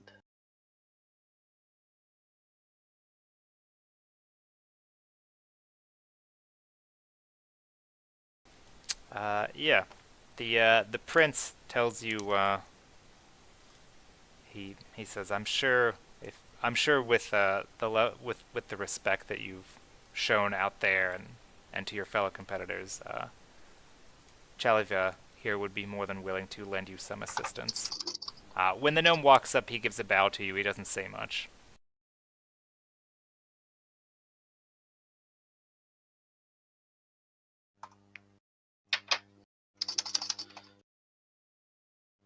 Not quite talkative, those people of his. He asks you where it hurts. Oh, where it hurt? Where it hit me? Okay, he wasn't watching the fight. Wasn't it like in chest area? Yeah, he got you right in the chest. He asked Yeah. you to kneel down so that you're on his level. Poor guy. I kneel. He puts 2 fingers like to his chest, says a couple words in a language you don't understand. You assume that it's either dwarven or gnomish, and then puts them to your chest. You don't feel immediately better the way that you do with Revan, where it's just like a positive energy just washes over you. You feel a slight heat in your chest, and then it slowly expands outwards. And as it expands outwards, you begin to feel better. He tells you in a couple minutes you'll be just fine, or you should be. Great. So he tells the prince that whenever these fights are done, he has something that he needs to speak with him about. And then he looks at you to sort of see if there's anything else that you need from him. And if not, he leaves from the box that you guys are standing in. I'm good. Now I'm gonna see if I can find my friends. Okay. Revan and Sylvester and Jelyu, what are you guys doing? Are you just sitting in the stands? Yeah, and enchanting. Enchanting, you just got your table out there, you're cutting the I'm dust. just- yeah. Why are there 2 Sylvestros? Because I'm twice as awesome as Revan. Oh, Wow. I'm just fucking. I don't know about that. Sylvester just likes to get multiple perspectives on a thing, you know? them drinks makes him get on another Yeah, plane. I mean, in one moment, he's sort of looking at it from this side, and then he's looking at it from that side, and he's never sure which one is better, or which one is more real. Who hurt you? I was just over here doing my homework.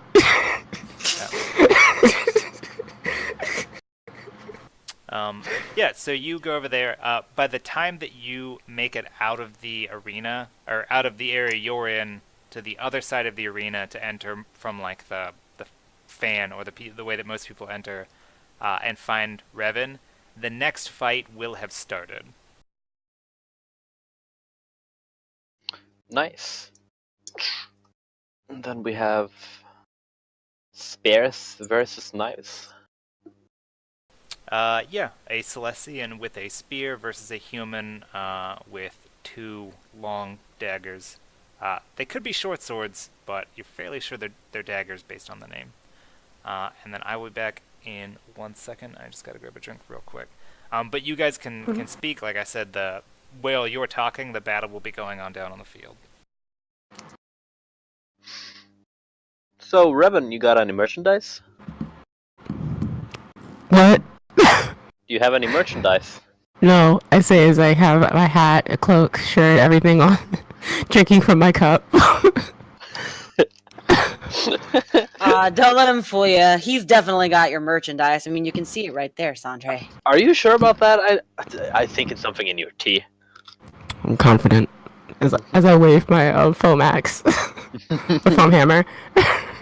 Now, do you want it autographed? I don't know, for value. Who are you? Oh, right. I'm the one at the cup there. You see? No, I think it's just somebody who looks similar to you.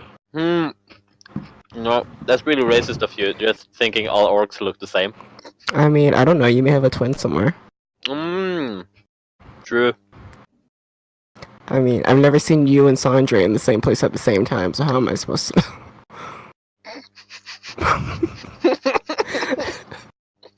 Okay. Okay. I just whip out like my string instrument and just start sitting there like slowly picking at it, like not like playing a song or anything, but just like ding ding, like tuning it. You're But- gonna get a mug in your head. But I mean, if you like, you can. You No, can I send. have got mad skills. If people are going to be throwing things, it's going to be money at me because I'm so amazing. right. But yeah, if you'd like to sign it, you can. But I'm kind of wearing things, so Wait, like purely mechanical speaking, what is Silvestro? Is he like alchemist or? When it He's comes to he is a druid alchemist. yeah. Okay, so you can Aw. make battle enhancing smokes. I mean, smokes. sure, if he wanted to. Smokes. I don't know if you've noticed, but when it comes to alchemy, he is very particular with how he uses those skills. Yeah, exactly. It's bubble water and It leaves. just floods the room. Oh, Stefan, I see your camera's pointed at Mhm. Olympia now. Entire game just puppy cam. Puppy He's also cam. kind of farty. I want to see. Okay. 1 Oh, second. I didn't get to see. Oh, Because she started chewing on shit she's not supposed to. Oh, she's a puppy. That's her Here, prerogative. 1 second. Ugh. But I want- Oh, No, she's down now. She's a troublemaker. doing what puppies do. There we go. Okay, she took the bun. Puppy. Okay. What a doge. Alright, yeah, so. Let's see. Oh, hold on, real quick. Also, Sandra, in answer to your question, she's also kind of a little bit of a bard. Silvestro is a little bit of a bard. Mini Dang. bard. Yeah, he's mini bard. Jem. JR. He identifies as a bard. And a mushroom person. His pronouns are Mike and Nay, Mike and Nee. what? I hear he's a fun guy. Ah! How dare you assume his family and or type? Yeah. So while you guys meet up in the stands, I'm sure Revan attempts to not show off all of his Sandre merch. The battle goes on it's- below. Sandre, do you pay any attention to the fight, or are you mostly just there to speak with your comrades? I'm definitely having like half an eye on the match at least. Okay. I'm just teasing him though. And Silvestro is like strumming on his instrument. That's sitar though. Yeah, the fight. Early on, you end up with Cotello being on the defensive. Mao has the reach, and essentially is prodding him on. A couple rounds in, they've been going, and not so much back and forth, just pushing Cotello around in circles. Cotello throws one of his daggers, successfully lands it into Mao, who was wearing a chain shirt and then just leather underneath. And not 6 seconds later, Mao falls face flat to the ground. Cotello just goes up and runs his remaining dagger into Mao's lower spine and Wow. puts his foot down on his back. Kill secure. Ruthless. The crowd who had been cheering for Mao's not a local, but obviously he's a Silesian, thought that he was going to win. He'd nicked Cotello a couple times with the spear, but, I mean, in 2 hits, he went down. You're not entirely sure how. Like, he got hit, the dagger sticking out of his lower chest area, and just a couple seconds later, his legs give out, seemingly, and he onto the ground. Cotello comes up and just puts a blade into his back and then calls the victory. He did right. Some medics come out to check. I mean, like, do I see just like energy flying off of him anymore?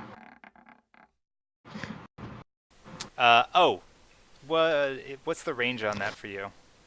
It just says, as far as my eyes can see. Okay, alright. Mal is actually still alive. Oh. Not like he's very damaged or very hurt. But he's definitely still alive. But he seems to be completely unconscious. Like his eyes are closed. He's flat out on the ground. Okay. The crowd has a mixed response. They're not entirely sure what's going on. But some of the people, starting with the humans that are in the crowd, begin chanting for Cotello, and he pulls the daggers out, does a couple laps around the inside of the ring, and then by the time they're pulling Mal's body away, a decent, probably about a third of the stadium is saying his name. He takes his bow after the prince announces him as the winner, and he just calmly walks off. Not nearly as much flair as Sandre, with his primal scream and his orcish ways. Sandre's charisma is 18. Sandra's charisma check. It's out of this world.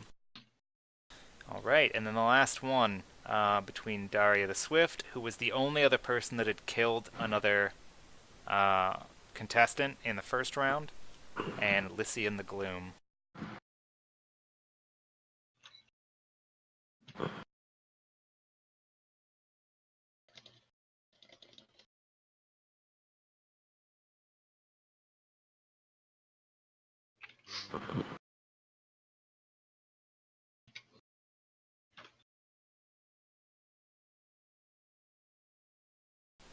Sandre, do you watch this fight from the stands where your friends are, or do you return back to the box?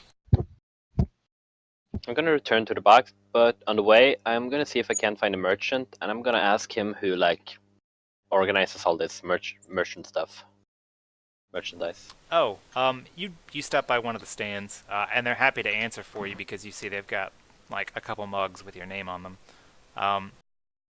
Yeah, the guy tells you,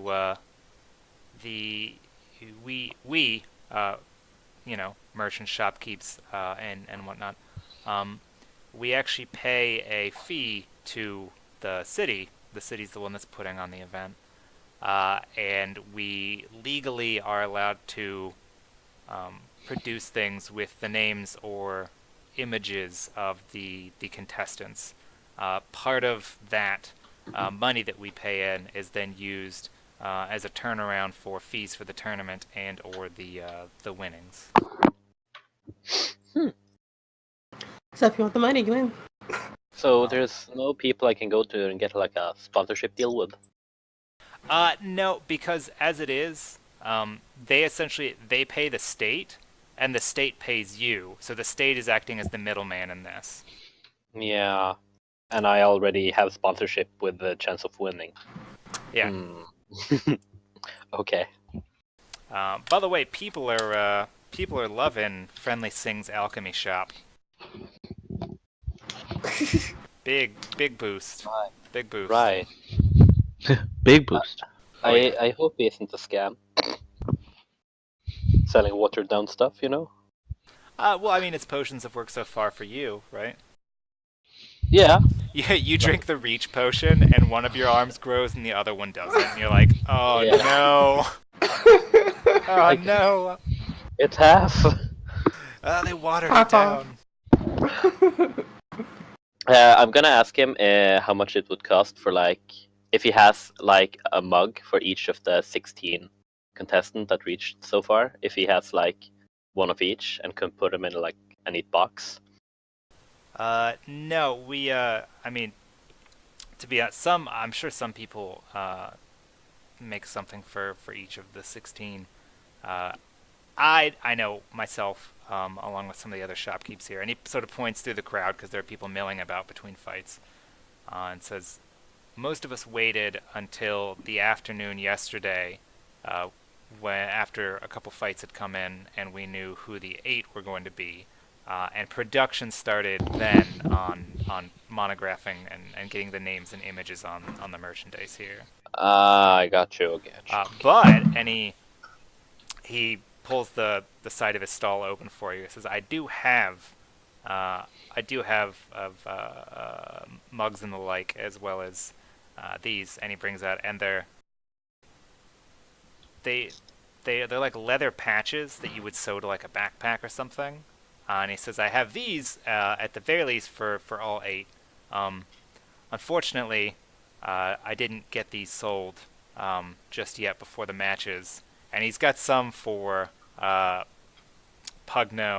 Gunbong, and Mao. And he's like, these are not likely to sell now. Hmm. Yeah, can I have one of each? How much would that cost? Well, I mean, for the mugs or the patches? The patches. Okay. Yeah, I mean, normally they're 3 silver each, but and that'd be 8 of them times 2. But I mean, honestly, we wouldn't be here if you and the other people weren't. Let's see, that'd be 24 and 24, 2 gold, and then if you've got 2 gold, I'll wrap these all up and just give it to you in the box that I had the extras here sitting in. I'll take that, actually. I'll take that. Okay.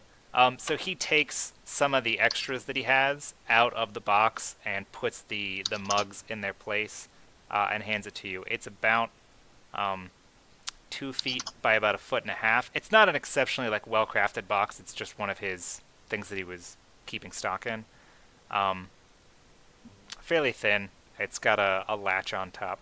Yep. And he says, hey, I mean, thanks for the purchase. Like I said, a lot of these things aren't going to sell after the contestant loses. But you know what? You seem like a decent guy. I know with the war, a lot of people have nothing but nasty things to say about orcs. But I tend to think, it's conflict like this is just the way that life goes, and it's not something that we should, it's not something to take personally. I don't have any problem with you. I think most orcs down there on the plains don't have any problem with me. I don't know enough about them to be sure about that, but, it's not something to worry about. It's not something to bring back to the city with you. I completely agree with him. He says, yeah, so congratulations on your win. I hope you win again. And if you do, I'm sure your merchandise will sell twice as well tomorrow. I hope you have a lot of merchandise of me. He bows. He asks if there's anything else he can do. Otherwise, while you're standing there, because you were standing there, a whole crowd of people have lined up behind you. Oh, hey! Customers, I'm gonna go now. Okay. Yeah, so people, they watch you and they watch you go, and then they just flood over the stand to purchase all the things that he has for the winners and specifically for you. So he'll be out of all of his Sundered merchandise very quickly. Mwahaha. The power of influence. Anyhow, so the 2 people here, Daria and Lycian, have their fight.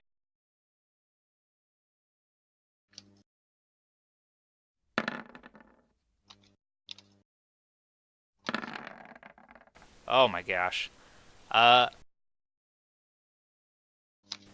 Lycian, or Daria, who is a lightly armored female human. She's got a 2-handed sword. And for Stefan, may or may not have basically the same build as the person that killed Tyler's original character. Oh God. Whoops, unnecked. She fumbles on their first encounter when they get close enough to lock spear and blade, and it's quickly disarmed and put down just after a couple rounds. Lycian is able, once he gets the sword out of her hands, to constantly kick it around, and she's just not able to get it back before she's full of holes and bleeding, and finally gives up.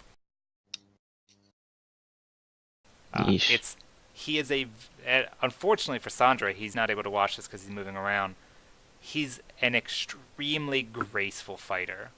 Like, he's not stabbing as much with the spear as he is slicing with it, and with each slice, the butt of his spear is scooping around and hitting the back of the blade on the ground and just causing it to spin like another 5 feet away behind him. However, the crowd loves him. They cannot get enough of him. Make a streetwise check. The name sounds somewhat familiar to you. Oh. Not great, but Not great. You're not sure why. The gloom is weird. Lycian sounds familiar. It's a name you remember from your time at Blackstone, but you're not sure why. Lycian? Yeah. Like, you swear, when you think about it, you're like, I definitely know. It's a name. Like, it's a first name you're familiar with. This like moniker, the Gloom, is not something you're familiar with. But you feel like you should know this person, or at least know of them. And when you think about them, you think of your time at Blackstone. All right. So Lycian wins that fight. The guard comes out to announce that there'll be an hour-and-a-half intermission. All of the shops that have food, the merchants will be coming through the stands. It's basically it's a good time to go answer the call of nature, and to be back in. And they put an hourglass out for 1 hour's worth of time before the final matches for the day will begin. Sandre, when you get back there, 2 things. You see, they ask when you go back that the people be separated. Like, the final 4 contestants are no longer allowed to congregate in the same area. Oh, excuse me. So no, they sort of have other areas set aside for each of you, but they don't want you. Suk, Cotella, or Lycian spending time hanging out, speaking with each other before your matches. Possibly murdering each other. Possibly murdering each other, yes. But why would you do that? Geez, I don't know. Nope. You'd be disqualified. Not if you're the last one. Well, That would I have don't been know. sad. Oh God, what are you doing, dog? Okay. We move to our separate rooms then? Yeah, and your room is set up. It's got food, it's got water, as well as mead and wine, and there is a bell on the table. You're told if you need anything else that's not in the room currently, to ring it, and someone will come to provide it for you.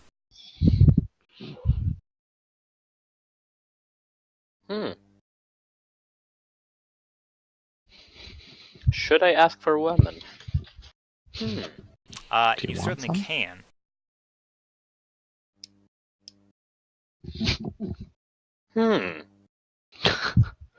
I'm not gonna do that though.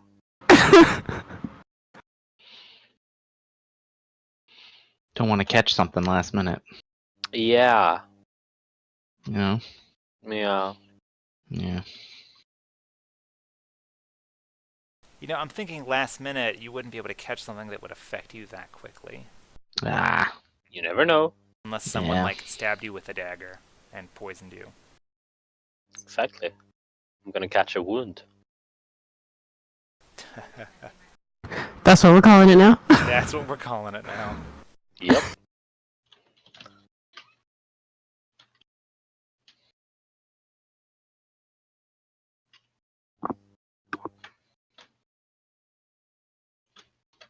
STDs, strength testing diseases.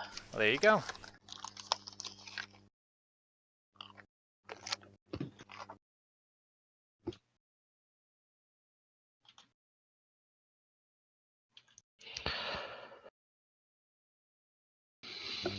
You know what? I'm actually gonna ring the bell. ask them if I could ask for a potion of arbor.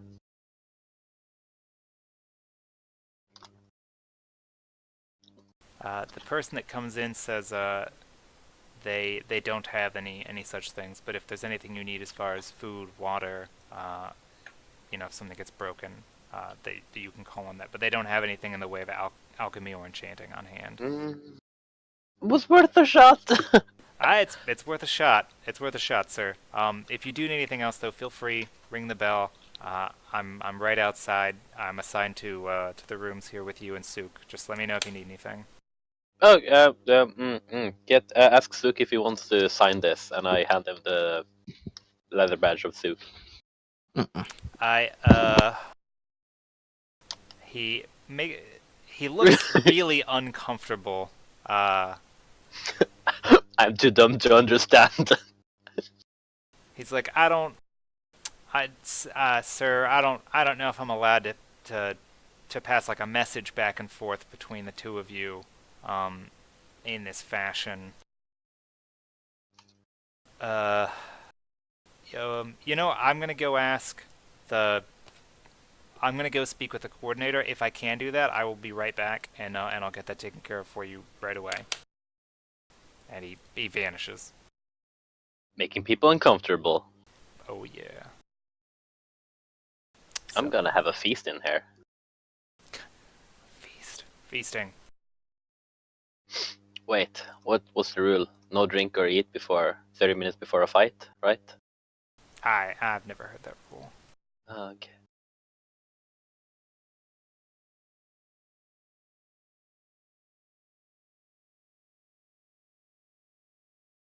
Okay.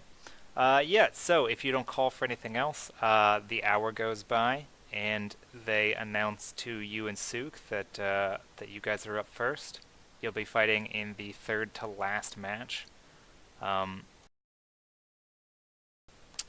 They also let you know, and you see when you're out in the main area again, a bunch of the other contestants that have already lost are there, and they tell you this match now between the two of you, Sandre and Sook, as well as the match between Coltello and Lycian, all of those who have competed thus far and lost their round, which is everyone that's still alive that's lost, has the opportunity to take part in a melee before the final match tomorrow.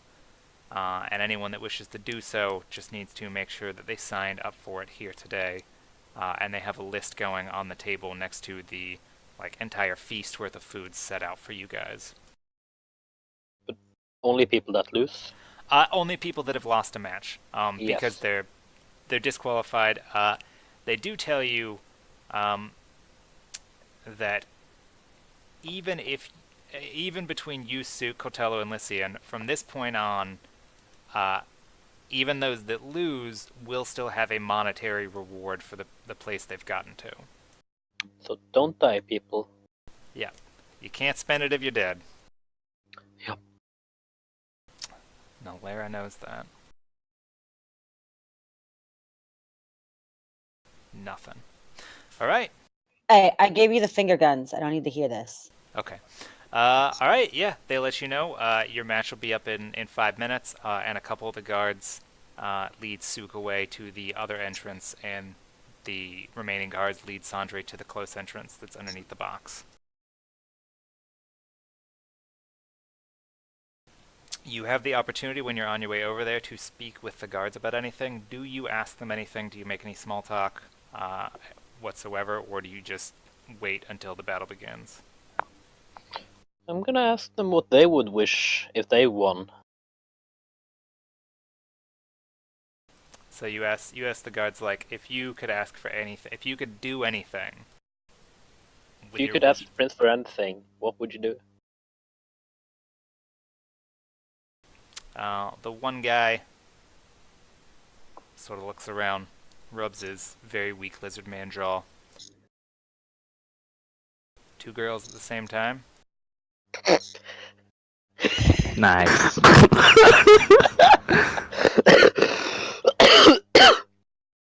And I'm gonna look at him and like, why not 3? Just one lizard.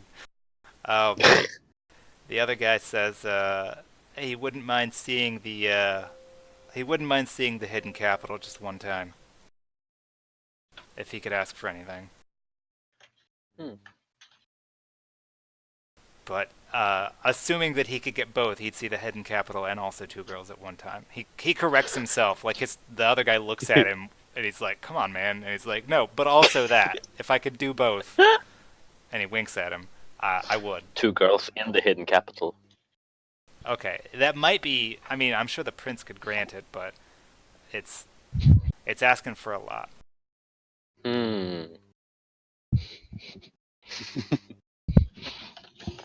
Okay. All right. Okay. So they're both in a good mood. When they bring you up and the gate is raised, they take a good look. You're probably gonna need it. And one of the guys make a perception check. He says something to you, not under his breath, but very quietly. Ouch. You don't Nope. hear him. Nope. He says something extremely valuable about your opponent, but it's lost in the buzz of the crowds as the gates open up and you walk outside. He gives you a thumbs up and a wink. I gave him, I didn't hear what you said, look, and then I continue. He nods. He nods and does one of these. What? Don't worry, man. I get it. Playing along. You didn't hear me. Got it. God damn. Yep. So you're led out. The difference, as soon as you and Sook come out onto the field, people are just screaming, like cheering. Your name is being yelled. His name is being yelled. People are here. Nobody expected they'd see orcs against orcs multiple times in one day as 2 of the possible winners of the tournament. And they're here to see blood. Like, they're here to see raw martial skill put to the test. When you get out there, have you watched any of his fights before? I think you watched his fight the first day. I don't think I watched any fights the first day. I think you watched at least a couple. Either way, assuming that you missed his fight, and you might have since it would have been just a fight or 2 after yours. Sook has, per the name, Twin Axe, has 2 axes. They look like heavy hand axes. They've got 2 wooden hafts with metal bands around them, and then 2 wickedly sharp blades. The metal is a strange color that you're not fully familiar with. It looks kind of like iron or steel, but it has a very rough, it has a very unrefined look to it. There's no sparkle to it. And the sun is still out, but it's not like glinting the way that a steel weapon would. That's a little bit darker. But I mean, for sure, it doesn't look like regular steel unless it's been treated with something alchemical. It doesn't look like dwarven steel. It doesn't look like Celestian steel. You're not sure what it is. And the guard, do you look around to the prince or to... Well, it'd be a little far to see your people in the stands. But everybody behind you, they're just waving, and they're super amped. And they motion you to head forward out to begin the fight. Gonna instantly drink sticky wounds potion. All right. Oh yeah. Sorry about that. He looks like something that would like to draw blood. And I move out.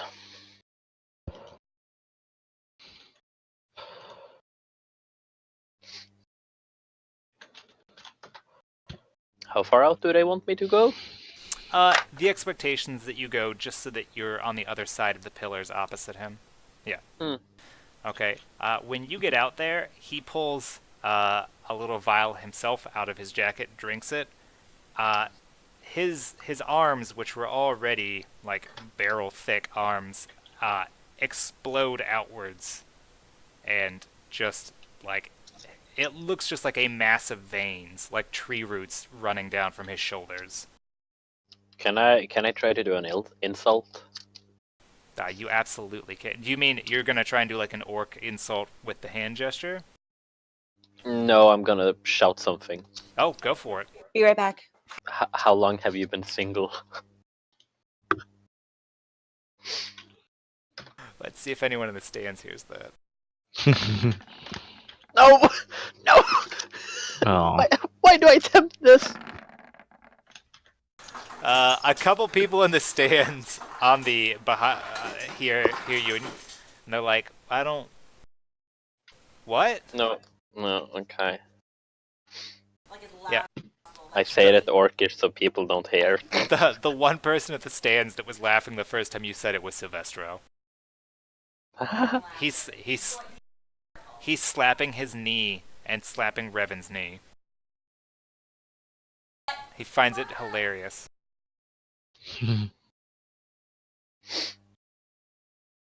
It's remarkably hard to concentrate when you do that. Yeah, but he's having a great time. It's like the funniest thing that's ever happened. Okay. Does he Alright. do a gesture? No. He No.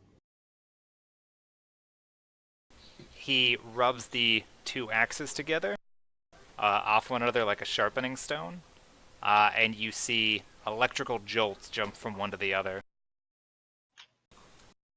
Ouch. Okay, activate axe, activate cloak, activate everything.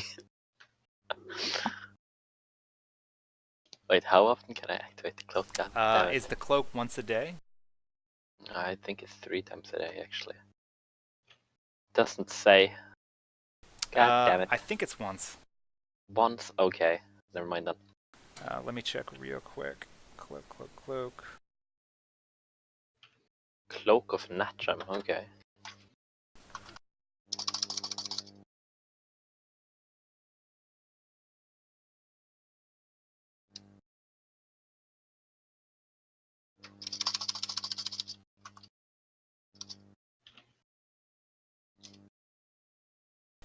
Once per day is a minor action for 1 hour.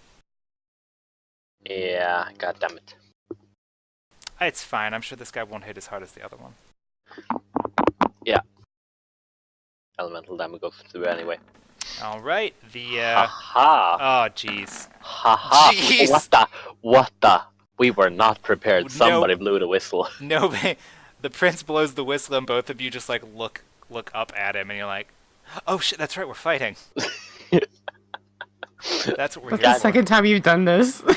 It's God you guys. You guys have a Scott Pilgrim moment. The fight starts, and you look over, and Revan just shouts "fight" instead, because he's just looking around at each other.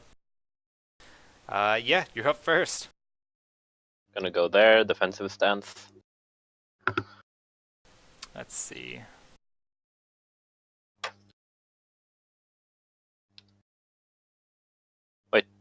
Defensive stance.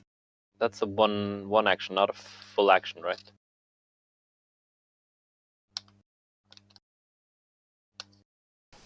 Defensive stance is 1 action, so you could move and take a stance.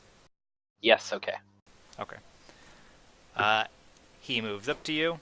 He's got enough movement to get there since it's 25 feet away. As he approaches you, he sort of like clicks the two axes together, and you see the sparks jump again from them, and then he swings both of them at you, like out to in. Oh, jeez. Let's see. On that first roll, here's the... Okay, he got a 14, so he didn't drop it. The first one goes completely wide. He swings them both in and catches onto like the edge of your hammer, and it rebounds almost out of his hands. The second one, however, catches. It hits you, and the blade just digs through and draws blood out of you, or it would. Blood goes like flying out of your arm, your bicep, where it cut you, and then the wound immediately begins to coagulate because you had the sticky wounds potion. DC 21 reflex. Ooh. Oh, yes. Oh, man. Okay, so he cuts it. As he's pulling it free, like tearing across, the blood coagulates around the edge of his weapon, and he just, like, it slips out of his hand. He shouts at you in Orcish, you traitorous cur. What? The... Oh, What? dear. What? Oh, Lord. Yeah, but so it does 24 physical damage, 4 bleed, which you take the initial bleed damage, but it doesn't continue on you in any way. And then 4 shock. Does he have the thingy? The What? thingy? What? Oh, does he have a the necklace? Yeah. He could check now that he's this close. But yeah, register the damage, and then that'll be the end of his turn. Shock damage -4, 4, 19. That's 5, 5, 4, 4, 13. Okay. Yeah, I'm confused. I'm gonna check if I see why he said that. Perception, I guess. Okay. Or, yeah. Like, oh no, No I clue. don't see. No clue.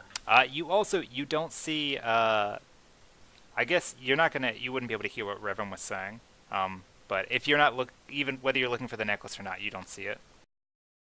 But he said traitor. I wouldn't look for a necklace. I would look like if he's from a warring clan or something. Okay, yeah.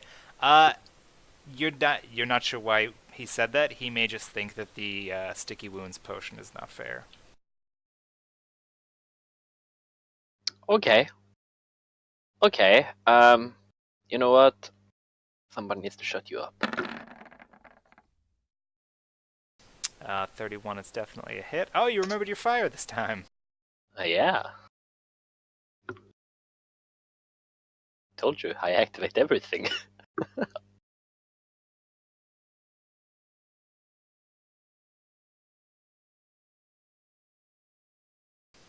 You catch him. His right hand is empty, and his left hand is still like rebounding.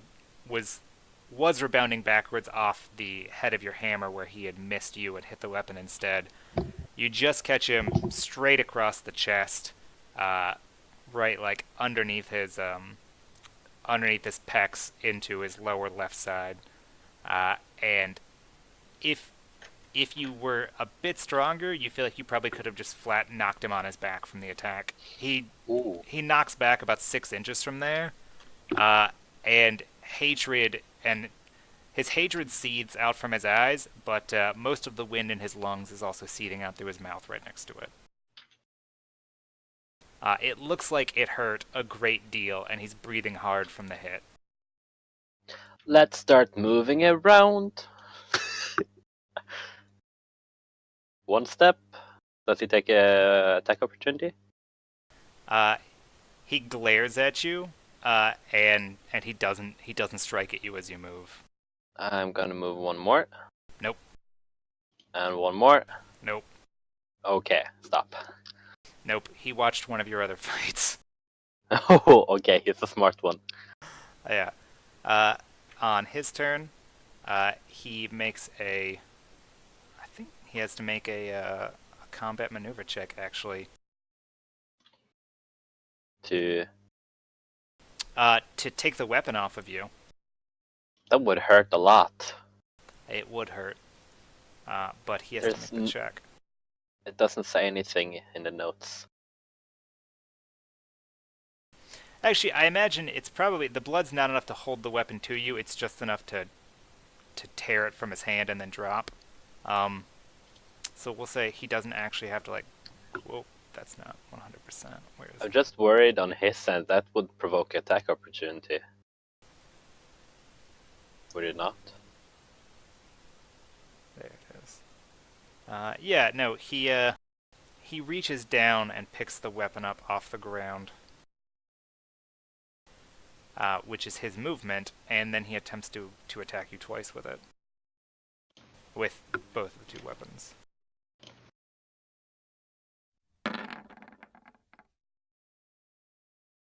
It's that, wow, a 2. Does the 22 hit? Yeah, he hits me even with a critical failure. Well, close to a critical fail. A 1 would still miss. Yeah, so he hits you twice, and I assume then that he has to make 2 checks. 2 reflex saves. Yes. There's the first one, that's a success. There's the second one, also a success. He knows what he's watching for now. He knows what he's doing. Okay, so 2 times for bleed and shock and damage. 2 times 13, that's minus 26. Jesus. It hurts a lot, and like I said, every time he hits you, the blood, like if you didn't have a sticky wounds potion, he would just be drawing blood from you left and right, and you'd be bleeding out. Remember, 4 bleed damage also means 4 stamina damage. Oh, sorry. 4, 4, 4, that's 12 then. Yep. Mm-hmm. Okay. That's his turn? That's his turn, and he doesn't get to move because he used his move action to pick the weapon up. Yeah, okay, I'm gonna move then, start moving. And I'm gonna move over here, see if he does anything. When you move, he attempts to, now that he's got his weapons out, and he feels like he's got you on the run pretty good, strikes at you with his main hand. The first hit there. Yep. What? The hell? 2 axes. Was it really? It was supposed to be rolling 2. Was it only rolling 1 each time? Yeah, it's only rolling 1 each time. Okay, but you counted it as 2 for damage. Yes. Okay, yeah. I don't know why it's only rolling 1. But yeah, he does. A 38 would definitely hit you, so he does catch you with that attack. Okay, so minus another 13, minus another 4. Okay, I'm over here now. And I see what it is. I had them both named attack 1, and it's not able to display both of those in the same box. Alright, go on. Sorry. Okay, and I'm gonna drink a potion of heal. You're not gonna strike back at him? Oh, shit. I assume that's what you were attempting to do. You don't have to. Of course I have to.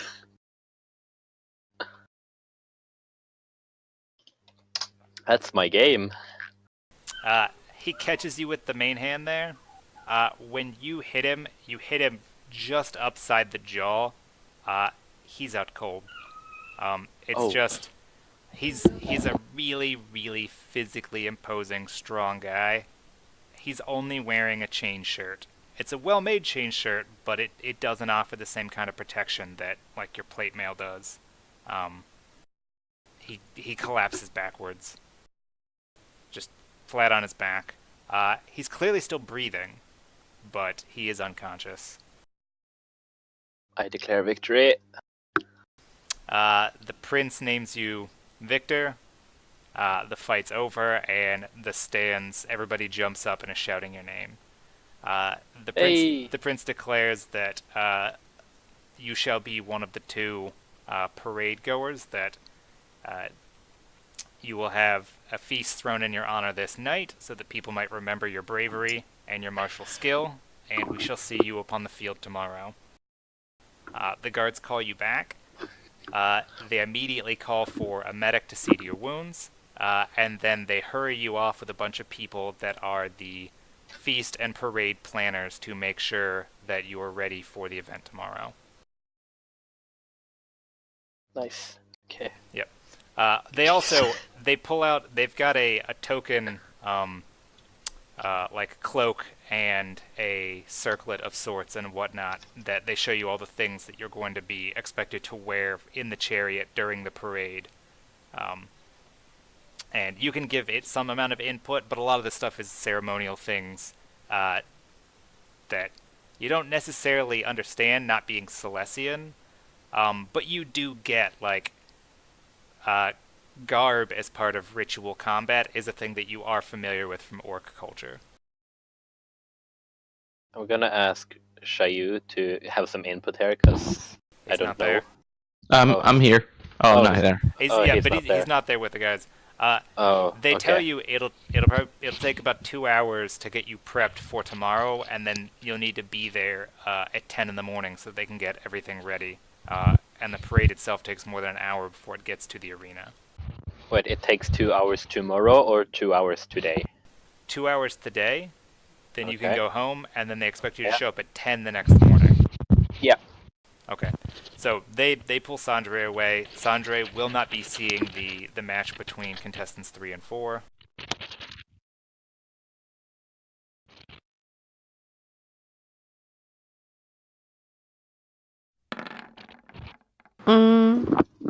We see it, right? Yes, you do. You got front row seats. Between Cotello and Lycian, the fight starts much the same way. Lycian presses Cotello again. Lycian has a spear, but he uses a spear and a shield. He keeps him at range for a while.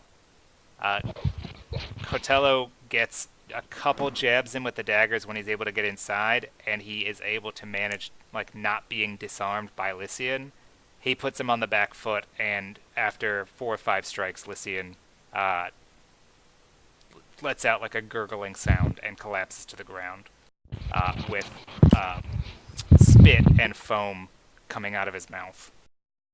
Do I understand something's going on with that blade? Make a check. You can certainly make a perception check, to see if there's any more detail that you could get on it, but Yeah. you assume something is going on with it. A 29. Okay. Well, someone is coming through with a lot of scratch.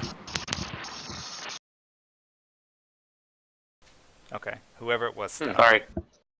Oh, okay. Yeah, so, the blade, you don't see any positive or negative energy on the blade, magic-wise. What you do notice, you're looking at it during the fight, his blades, they're long knives, but they have these large ceremonial hilts on them. Mm. And during the fight, he is regularly clicking them together, and you see that the blade that initially it's a very a shining silver color, becomes slick and drips. It looks like he's applying poisons or some such alchemical items to it, but your knowledge of such things is very limited. Silvestro.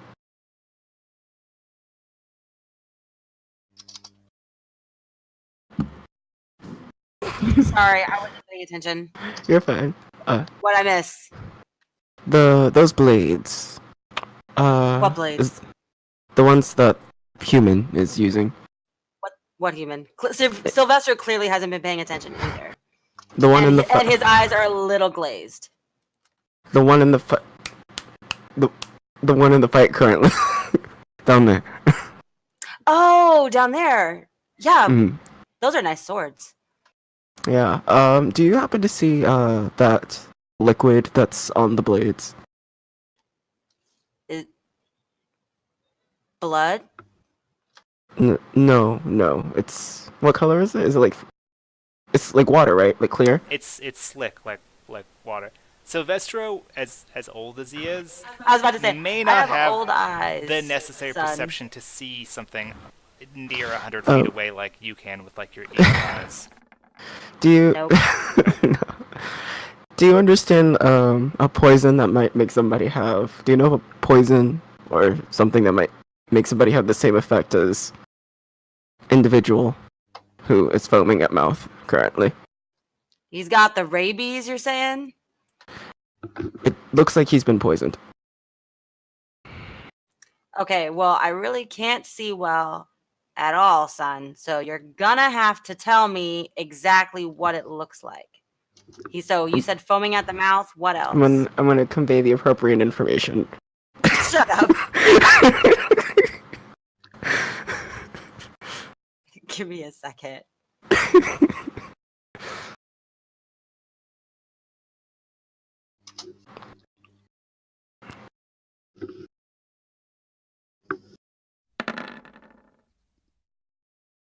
Hey.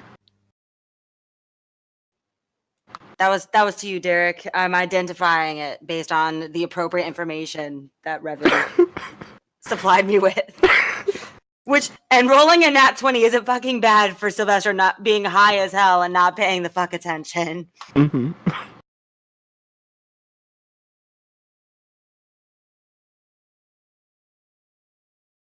Oh, sorry, I was hitting the wrong button.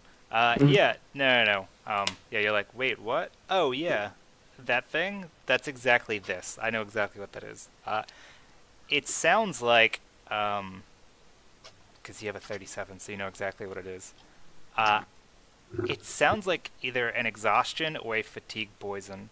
The way that it deals with the humanoid body looks somewhat like rabies in the way that it like forces exhaustion onto you. It can cause trouble with breathing. You can't see it, obviously, because you're too far away. But from the way that he's describing it, especially if he describes like the way that this guy or the last one just fell to the ground after getting nicked, you would probably put your money on it being either fatigue or exhaustion. Is it the Sandre that's got the fatigue on him? No, but he's going to fight this guy next, I think. You better not get the fatigue on him. But It's not good for do fight. do our best to make sure he doesn't get the fatigue on him. Oh, sure. I got something that could help with that. I mean, I can make something up. Oh, He might have to smoke it. I'm sure he'll give it the good old college try.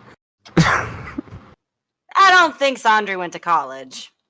We don't know his I life. mean, I'm not one to call him stupid, but he's an orc, and I don't think he went to college. I know I didn't go to college, but I don't pretend to, neither. It's true. I mean, anything you can do for him. Do I know? Sure. Do I know where he went?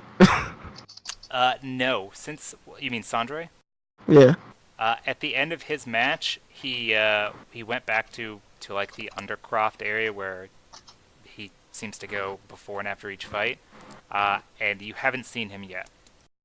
Okay, I guess I'll try to go find him, so I can pass along the information. Okay.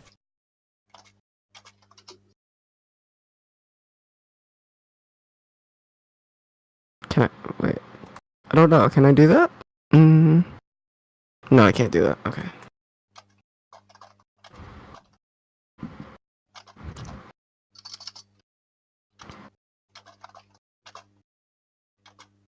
Alright, wait.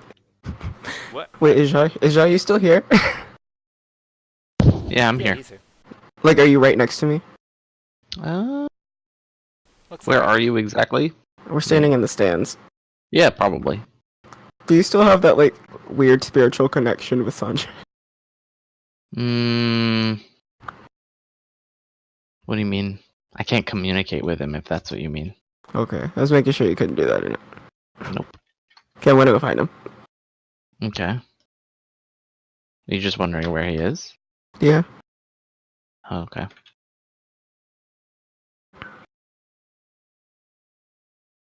That's fair.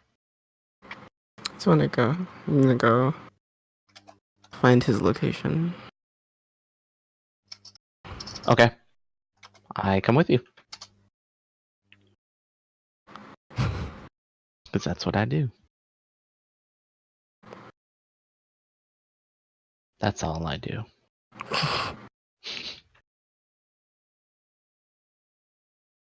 That's not all I do. All right. So what do you guys do? We're gonna go find Andre. We'll go find the Sandra. Okay. You both walk out. You don't see him standing around where you met with him the day before. Afterwards, Mm-hmm. you don't like. Do you try and get into the area where you see him go before the matches? There's guard duty over there. Or do you just wait for him outside? Let's ask a guard. Okay. Do you know where Sandre went? Hmm? Yeah, the guard asks who you are. His traveling companions. His entourage, per se. Oh, I'm sure he's got a plenty large entourage now. Whoa, whoa, whoa! I don't swing that way. The guard looks at you confused. Sylvester I was step very up upset. and I say, I'm a knight of Sul, and we have business. I have business with him. He's also my bodyguard still, technically. The guard looks at you and says, sir, I'm sorry. I would normally let you through, but on top of the contestants back here, we also have the prince on site. We're not allowed to let anybody through that doesn't already have proper clearance. I to be pull here." out the black arrow, and I say, I need to also speak with the prince. He needs to also speak with the prince. Okay. He sees the black arrow. He recognizes what it is. He gives you a salute, and then he tells the other guards to part ways. Yeah, that's right, motherfucker.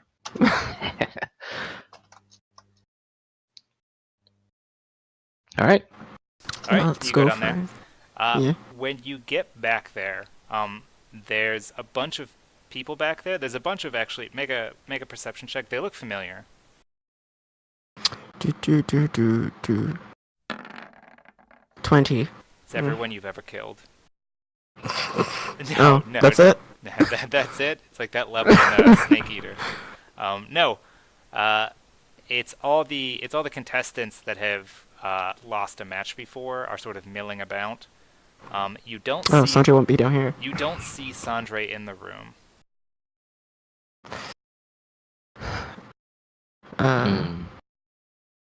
Hey guys, how long is it until his match? In any case, It's a few hours, right? Hmm. Do you ask one of the guards around here, Mm-hmm. or the event coordinator people? Yeah. They tell you that he looks at you a little quizzically, since you're here to see him, but you don't know. No, his next match isn't until tomorrow. He won. He's going on to the championship fight. Okay. Do you know where he is? oh, Yeah, he's with the planning staff. They have to work out all of the details for the parade tomorrow. He's expected to show for it and to ride in the chariot. The chariots. The chariot. Okay. Yeah. I guess we'll go. Can you point us in the direction of his existence? He points you down the hall. That he saw him leave. But the guard says he left with the staff going that way. I don't know if they're still outside. They have to set up for the parade tomorrow. You may be able to speak with him, but I know they expected to keep him busy for at least 2 hours. Okay. I'm gonna go there. Okay, they don't stop you. I mean, once you make it past the guards on the outside, there's no internal borders. Yeah. It's like the EU up in here. They know not to mess with me. One of the guards, as you pass by, turns to Zhao Yu and asks, "Sir, did you not have words that you needed to speak with the prince?" And he points to another one of the doorways. Oh, yeah. I'm Right. gonna go over there. He bows and he leads you through the doorway up to the box where the prince is meeting. When you walk up, the prince is standing there with a middle-aged gnome and a slightly younger, though probably still approaching middle-age, orc. Hmm. The orc is wearing a very, very detailed, like clearly masterworked, leather jerkin with a long, flowing sky blue cape. Ooh. Yeah, when you walk up, they stop talking and they all look to you, and the prince just sort of cocks his head. Remind me again. I'm not saying this. I'm asking you. Okay. Was there a set date on our meeting? It was supposed to be on the day it started. The thing started, right? Well, you had your meeting with the prince last night. But not with the tree runners. No. The meeting with the tree runners is after they wrap up the tournament. Okay. Because of the way things are going here, and because the tree runners were delayed in getting to the city, he plans on covering it with he's returning to the hidden capital Okay. after this, and he will have them meet there with fewer numbers than had originally been planned on. Just to keep it out of the Okay. public eye. Yeah.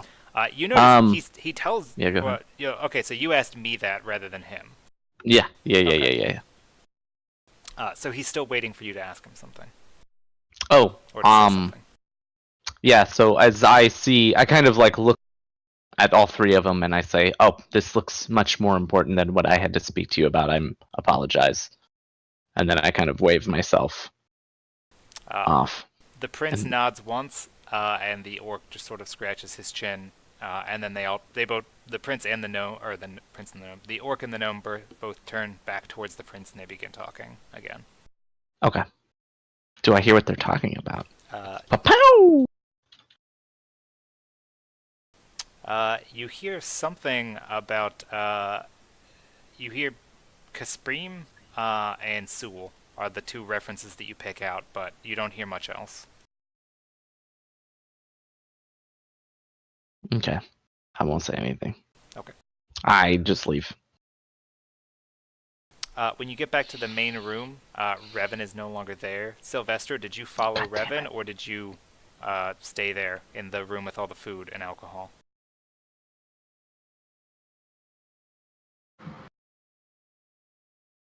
Sylvester. Drinking. Okay, yeah. You get back there. Sylvester is drinking, and probably fraternizing with the losers. He's singing a little bit. Okay. But Revan is not there.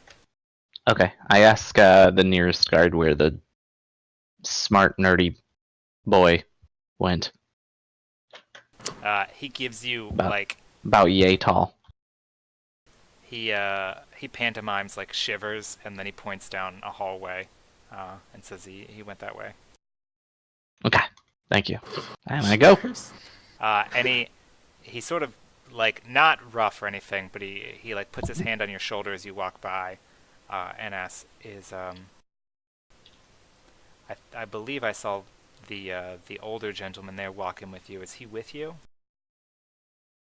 Pointing over to Silvestro. Yeah.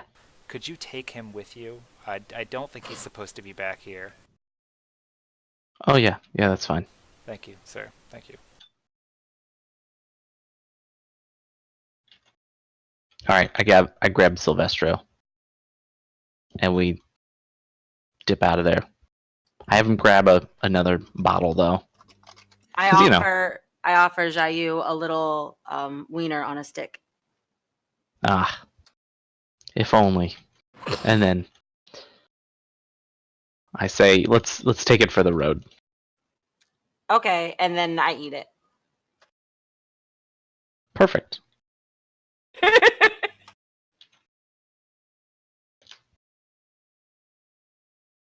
You know, they say turn of phrases like that are the last thing that people generally pick up on and understand when they're learning a new language. Okay, you guys continue. It's a long tunnel. It actually leads, when you reach the next doorway, it leads out of the arena. There's a crowd a couple 100 feet off from where you are. You don't see Revan.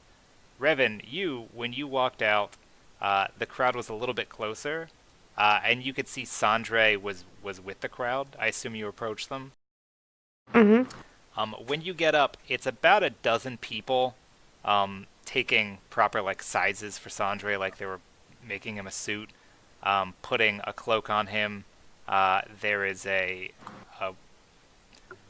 looks like a crown, but it's made of black scales, and they all point forward. And they've got a chariot there without a horse, and they're going through like procedures with him when you walk up as to how he's going to get onto the chariot, and then the sort of signals he's expected to make to people, and what to say when he dismounts from the chariot at the arena. Somebody's getting the royal treatment. There's just enough, Sandre, there's just enough smarm in Revan's voice that it cuts through all of the attendants. Oh. It does critical damage. They all bleed to death. No, but you hear Revan's voice through all of the people, like, getting sizing from you and trying to explain to you, like, okay, you step onto it with your right foot, and, you know, this sort of thing will be provided, and there is a snack here on the cart, but you're expected only to eat it when you don't think anyone is looking, and here's the horn that you blow, and here's the horn that has the alcohol in it, and they're going over all these details with you, but you do hear Revan from somewhere in the crowd. I'm like, what? Too much info at once? In Orcish. We're just having this conversation in Orcish, too. Yeah. Like, you know you're not going to remember any of that, right? Like, I was hoping they would know.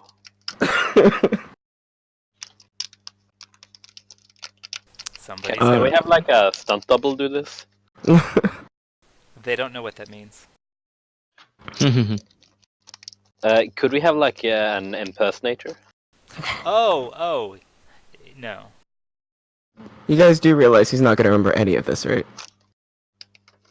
They look around to each other, and then they look back. Sudden realization. They look back at Sun and they're like, as long as he gets the basics, I'm sure it'll be fine.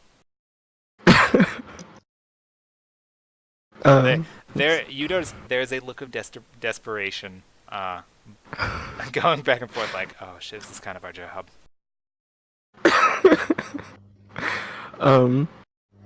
Came here to tell you about the person you're fighting next. There's a dude with long daggers, and they have poisons in them that make you tired. They could just be enchanted. They're not enchanted, I saw them. Are you saw- sure? With my special eyes. You have special eyes? I have special eyes. Okay. I can Like, see that when things seems are like dead. Thing. He's like, yep, that's fine. Why not?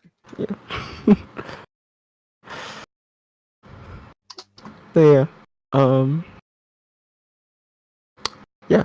So poison daggers, don't touch them. Don't get hit by them. If you do, remember, you have the prayer thingy. Well, I Don't could just make him a potion to purge any poison in his body if he gets hit. Ooh. Can You you should do that. can you protect me from poison though? Like before? No, you're way bigger than me. How am I going to protect you? No, you what? Can you give him a preventative potion? That's what he's saying. I just said that. No. If you get hit, you take it. That's the breaks. Them's the breaks, man. Can I smithy a condom? What? Huh? What? Jesus. In unison, all 12 of the attendants are like, "A what?" He said, what?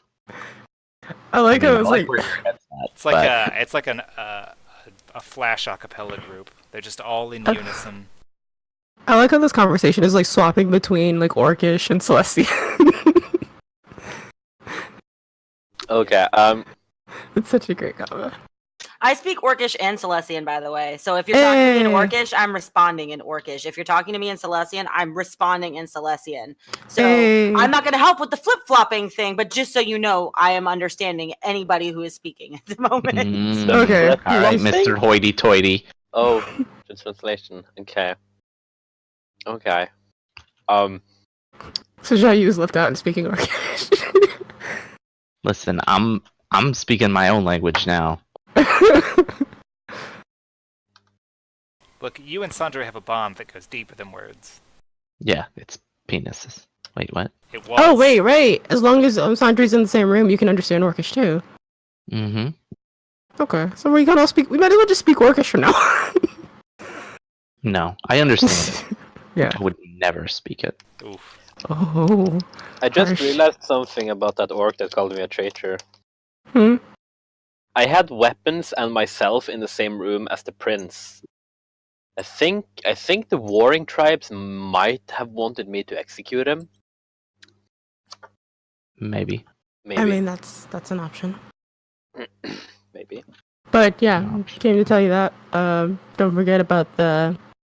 Watch out for the daggers. Poison, Get yeah. a potion, prayer, all that other stuff. Don't die. Good luck. Have fun Thank you. being famous. Have fun being famous. Lol. I don't know. Don't let them touch you in any inappropriate areas. There you go. Well, they have to take measures. Hey, that's good advice. Anytime.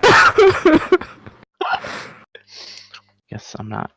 Don't let Not them just- near your no-no square. Okay. That's He good. doesn't use a shield. Okay, either way. Need more alcohol for this conversation. Yeah. Oh my So when the do you stick around for them to finish attempting to teach him the steps here, or do you guys? Yeah, no, that's hilarious. You're like, haha. It's like teaching a frog to dance. Aren't they just using a lot of really specialized Celestian words that I wouldn't even know?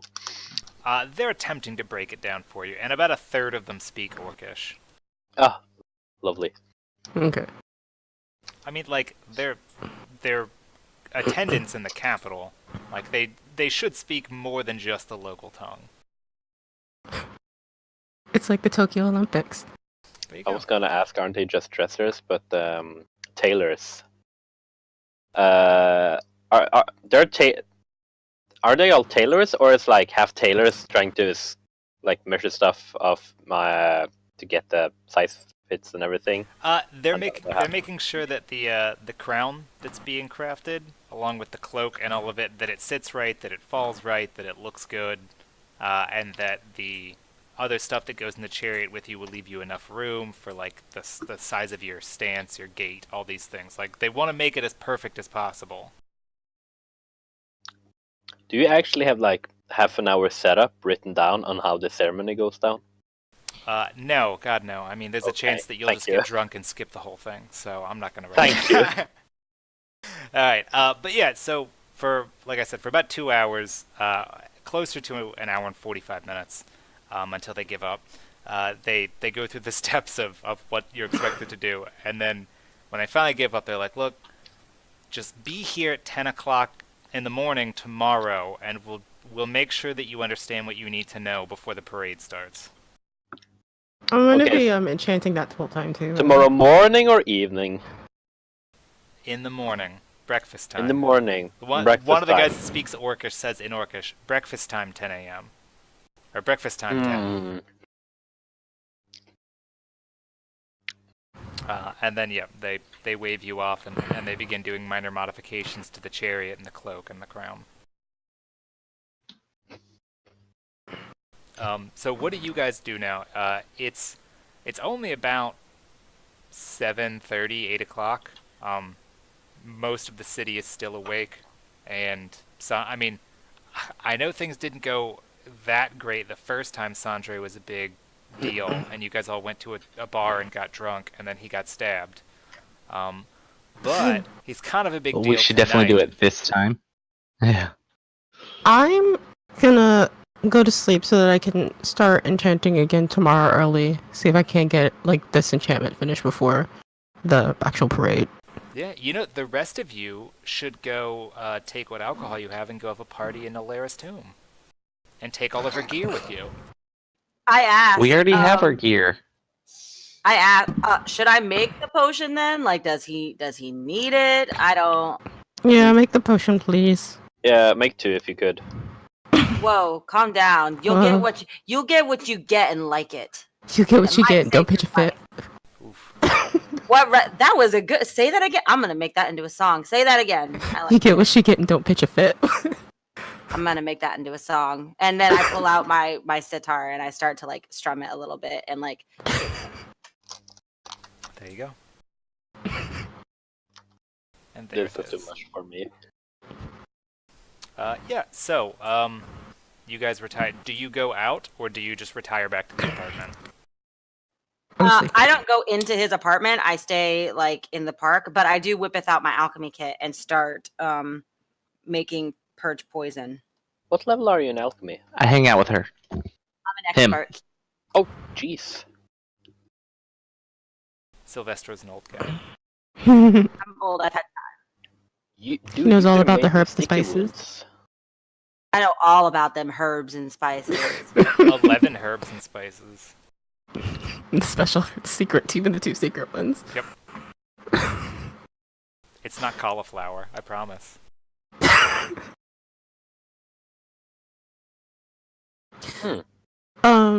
Also, Derek. Yep. But today I'm only gonna have like 200 essence left to enchant. We're gonna make an enchanting check to see if I can't like push it over and get this enchantment done today instead of waiting until tomorrow. How much do can you only do 200, or are you saying you don't have No. enough to finish? No, I have enough to finish. I'll just have 200 left, and I can only do 1,000 per day. So I was wondering, can I make an enchanting check to finish the last 200 instead of waiting until the next day? Because using a stupid amount of time on it. Yeah. I mean, no, it's pretty hard set as far as how much time it takes, but you could Okay. just wake up earlier and do it in the morning. Okay. Yeah, it's the maximum set on that is for balancing reasons. But yeah, you'd have more than enough time in the morning before he set off if you got up at like 6 or 7. Okay. So You like do this, a I still have hundred one more an day hour. either way, because I'll just be Okay. Silvestro and Xiao Yu, you guys are in the park. Yeah, boy. Silvestro's putting on his own rendition of Meth Head in the Park with his own lab on a park bench. Wait, can I just take 10 on this though? Yeah. I threw. I said, okay, then I'm just gonna do that. Like, okay, I do need help a little bit to how this works. I've been going through the PDF, and it's a little bit confusing for me. What potion are you trying to make? Purge poison.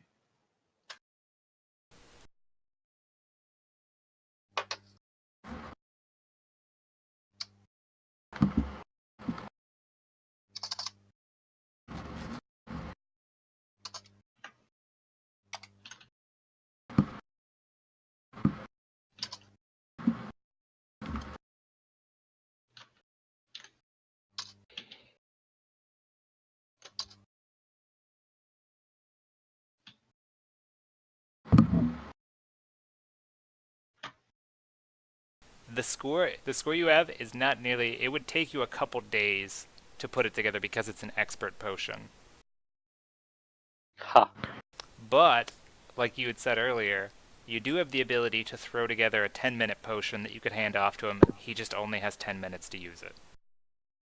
Can I roll? Do I have the ability to like roll again and try one more time, or no? Just basically do it when shake and bake it. Well, I mean, even if you rolled again, you're rolling for your like overall crafting check. You can't do it faster than that. Oh, okay, I see. Cool.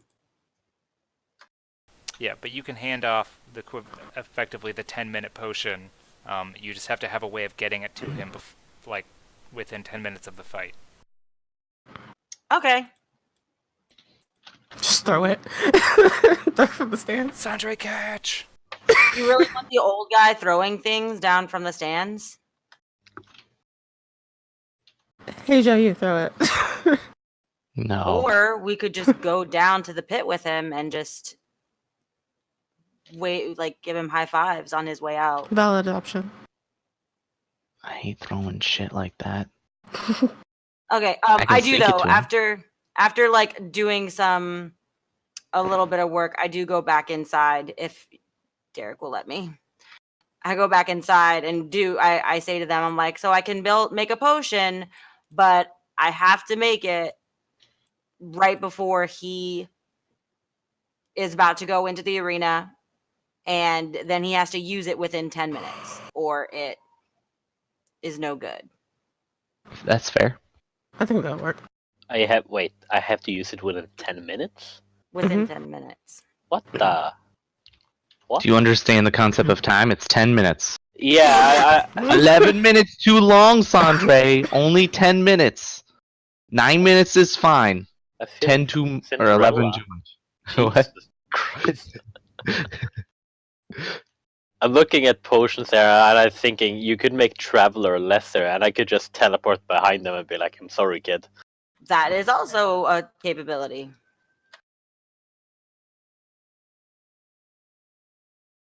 Nothing personnel. Kid. Yeah. Nothing personnel. I mean, just think about what you want, and realistically, if it's what, at least if it's under an adept, not an adept level spell, I couldn't do an adept level spell in a couple of hours, but anything below that I could do in a couple of hours, right? Can you do Adept, or can you not do Adept in a couple of hours? Any novice potion I could have brewed tonight. Anything else, it's gonna have to be on the fly at that moment. Okay, so Apprentice. Gotcha. So Detect Magic, or I don't know. Well, I mean, I already Shield told you it Finder. was a magic. Soul Shield.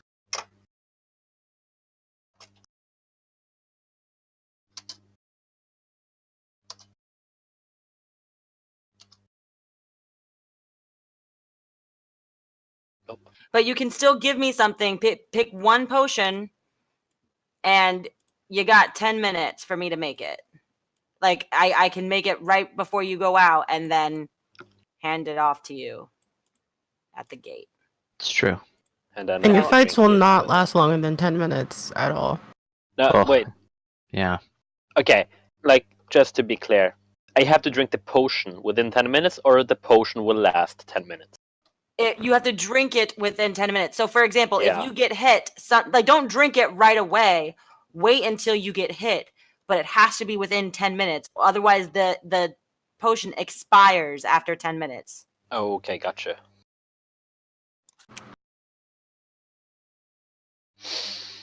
This is a lot of rules. Just don't forget about the whole, like, you can recover your own stamina twice a day. Yes.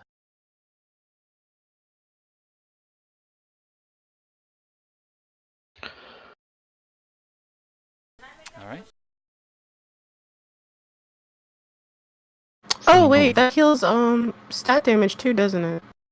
You know what? Just make me a sleep one potion, and I'll just sleep through the fight. That's Take it confidence. So the thing heals ability damage too, so if you lose ability damage, you'll be fine. If he loses ability damage, or if he takes. If he takes ability damage. Right. I don't want to know what you're even doing right now. I'm gonna take that. Oh. But I'm gonna take that to cure poison. What about Vanish? No, That's not allowed illegal. to use it. Yep. It's not a spell, it's a potion. It doesn't Yeah. matter. That type of magic is Invisibility. illegal. But it was invisibility and flight. So teleportation is okay. No. Nick? No, I guess as long as it's not in the air. As long as you're not in a state where you can stay out of the enemy's reach. well, okay, gotcha. I don't know, man. Yeah, as long as you're not prolonging the fight in a way to make it unfair or non-entertaining. Teleporting behind somebody and backstabbing them is quite unentertaining. So okay, not do Nothing that. personnel. Okay. If you're watching it on Twitch, you might enjoy it. Okay, so purge poison then. Lag! Flag stab. Yeah, okay. Well, I have to make Purge Poison tomorrow, right before you go down. Okay. Gotcha. We'll go down into the You'll just have to have a way to get Silvestro down into the pit area before the fight. Just tell him I'm your manager. And then I like smile really big and like I'm missing one of my teeth. Just one. Just one. Don't you like You have know a what? He may be old, but he's really vigilant about his dental hygiene. So it's just Actually- one. Fair enough. Vigilant. Teeth are clean. He doesn't know where the hell they are, though. They're all gone. I mean, just one. They're all missing. Okay, yeah. That's the plan then.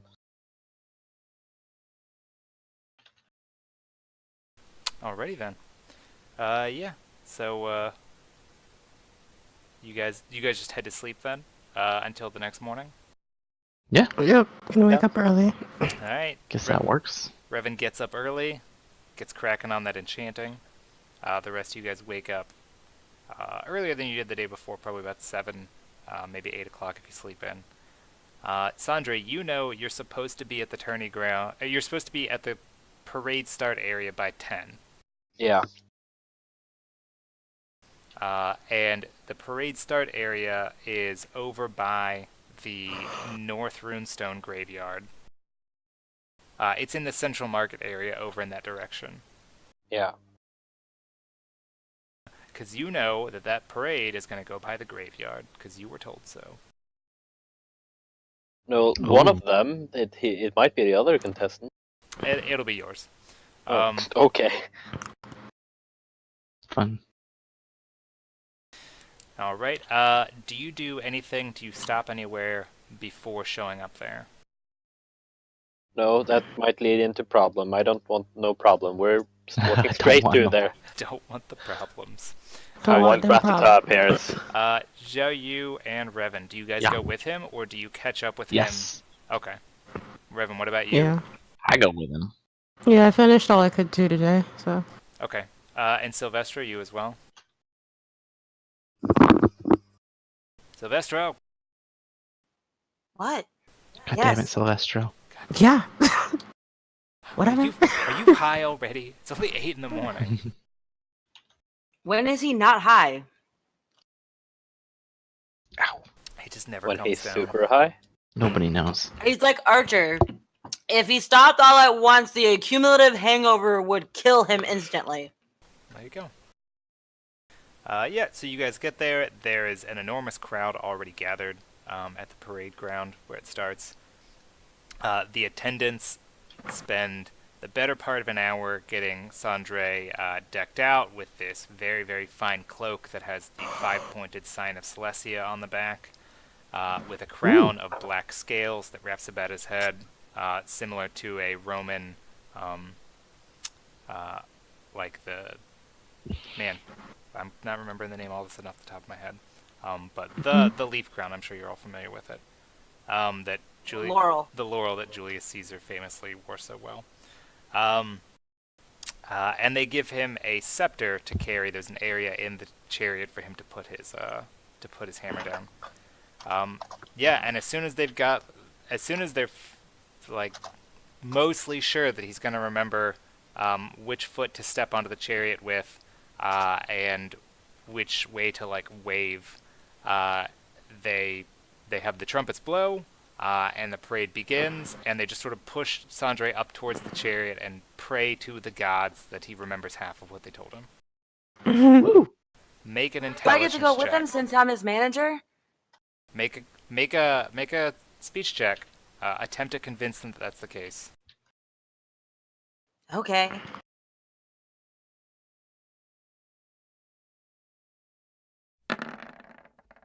They don't believe you at all. You know you love me.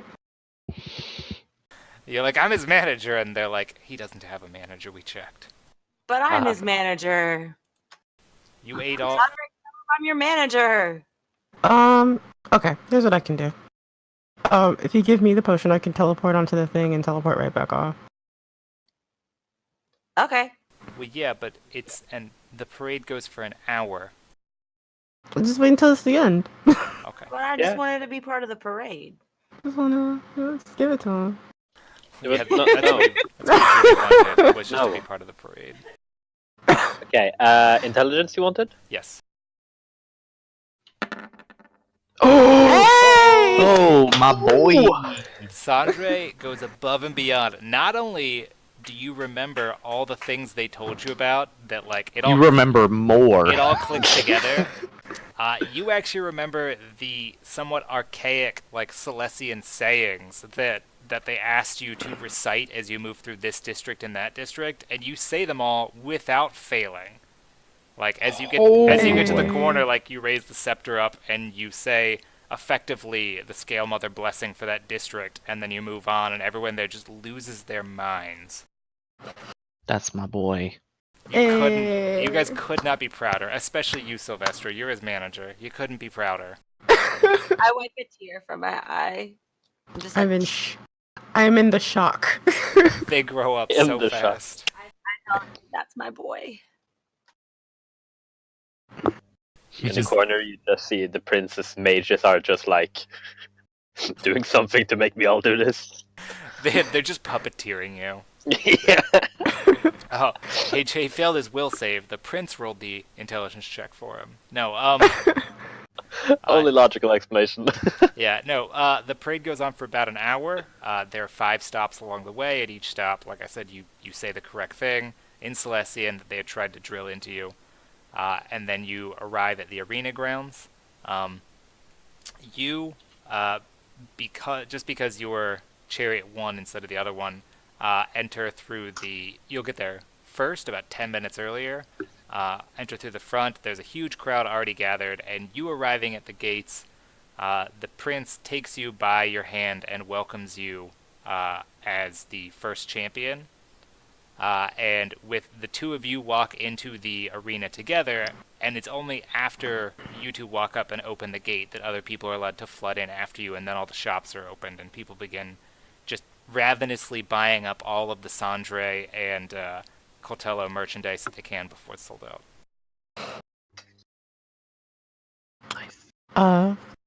Let me go ahead and pitfall a couple of those people so I can get wait. better. The prince greets me. I'm gonna try to like whisper over to him that I need Silvestro at the gate before I enter. Okay. Just make a speech check. So charisma. Jesus, can I fail talking? yeah. Yeah. You can feel talking. So you tell him like you need Silvestro at the gate. Yeah, I need him to like final prep me before I go in. Because I'm his manager. I told you. Okay. He tells you that you can have one person down in the pit. Again, though, no blessings, no magical enchantments laid upon you, nothing like No that. funny business. You're not those things are not allowed prior to the match. Just so that we're clear. on Revan this. can't go. Yeah, I don't trust Revan to go. Wait, But he looks at you. He's like, yeah. "We're clear on this." No enchanting, no blessing. Yep. Got to. All right. Yeah, I will make sure that all the guards have his name. But doesn't he know that Sylvester is an alchemist? He should know what we're up to. He has some understanding of it. Yes, he's just Yeah, okay. what. Yeah, When you ask, making "Can I sure. get this person in?" He just first reminds you, you can't do any of these things. He also knows Silvestro is a druid and has things Yeah, that can cast true. on you. But yeah, you guys walk in. You walk right out to the arena, and actually both of you walk out through the other side that you normally have entered the arena from, like for your fights. And you were led to a separate room down in the pit. He goes up to assume his position in the box. 10 minutes later, the same thing is repeated, except the Grand Chancellor is out there to greet the second guest, and then takes his position in the box next to the prince. Is there anything you are allowed to stand up, and you're expected to stand up and give a speech or at least a comment before the battle begins, each of you. And if you want, you can put your requests out there before the battle begins, should you win. I request the war to end. I request only blood. Yeah, but I mean, one of the guards that's down there explains to you. not everyone has chosen in the past to do so, but it's seen as people that put their request out there prior to the battle, you know, appear to have that bravado that they assume that they're going to win. It has not always been the case, Mm, and it does not always play well with the crowd. That's my only warning to you. I want to do it with 2 at once. Yep, I got you, man. Yep. Right back Yep. at you. Yep. That, you know what? That plays well with this crowd, and he points to himself with his thumb. Yeah, but if you need anything, we've got a guy out here. Just ring the bell. I'm sure you know the deal. And then the guard walks up Yeah. to take up his actual position as a guard. Silvestro, you're allowed in, down into the pit, and you're given free access to Sandre until just a couple minutes before the fight, when he has to go out there and prepare to walk out into the arena. I didn't hear you. I give him a back rub. I mean, Sandre and his manager are apparently a lot closer than everyone knew. Mhm. Hmm. They're very close. Okay. You can, Sandre, you can hear when Coltello arrives. Obviously, you can't see him, but you can hear in the pit.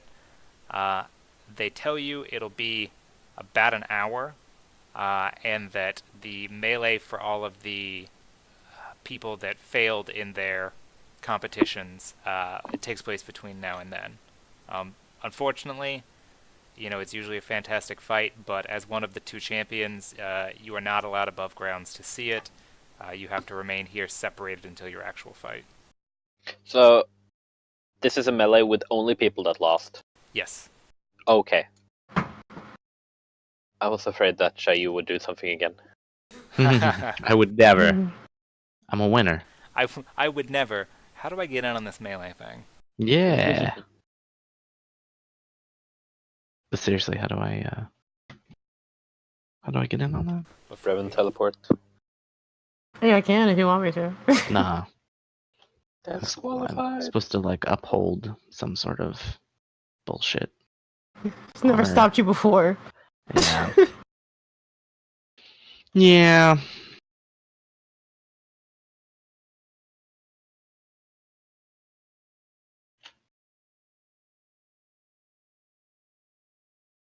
Okay, let's see.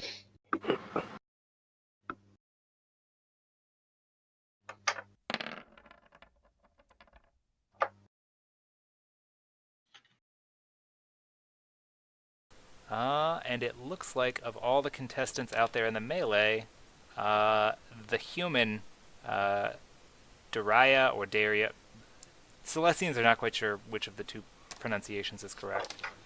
But the female swordsman is the one that comes out on in the grand melee. She seems to have a lot to prove after her inglorious defeat yesterday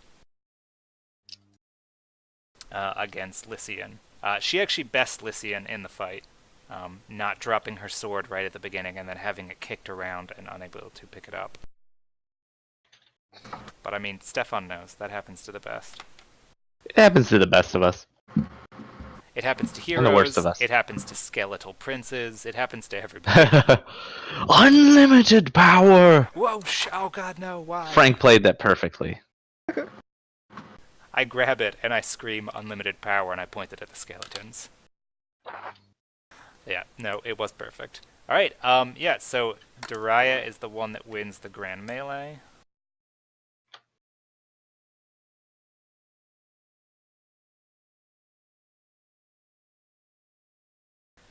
She gets her own like miniature version, parade of laps around the arena, where she's recognized as the essentially the 3rd place for the competition, and then the fight coming up will determine 1st and 2nd place. The reward for 3rd place is, let's see.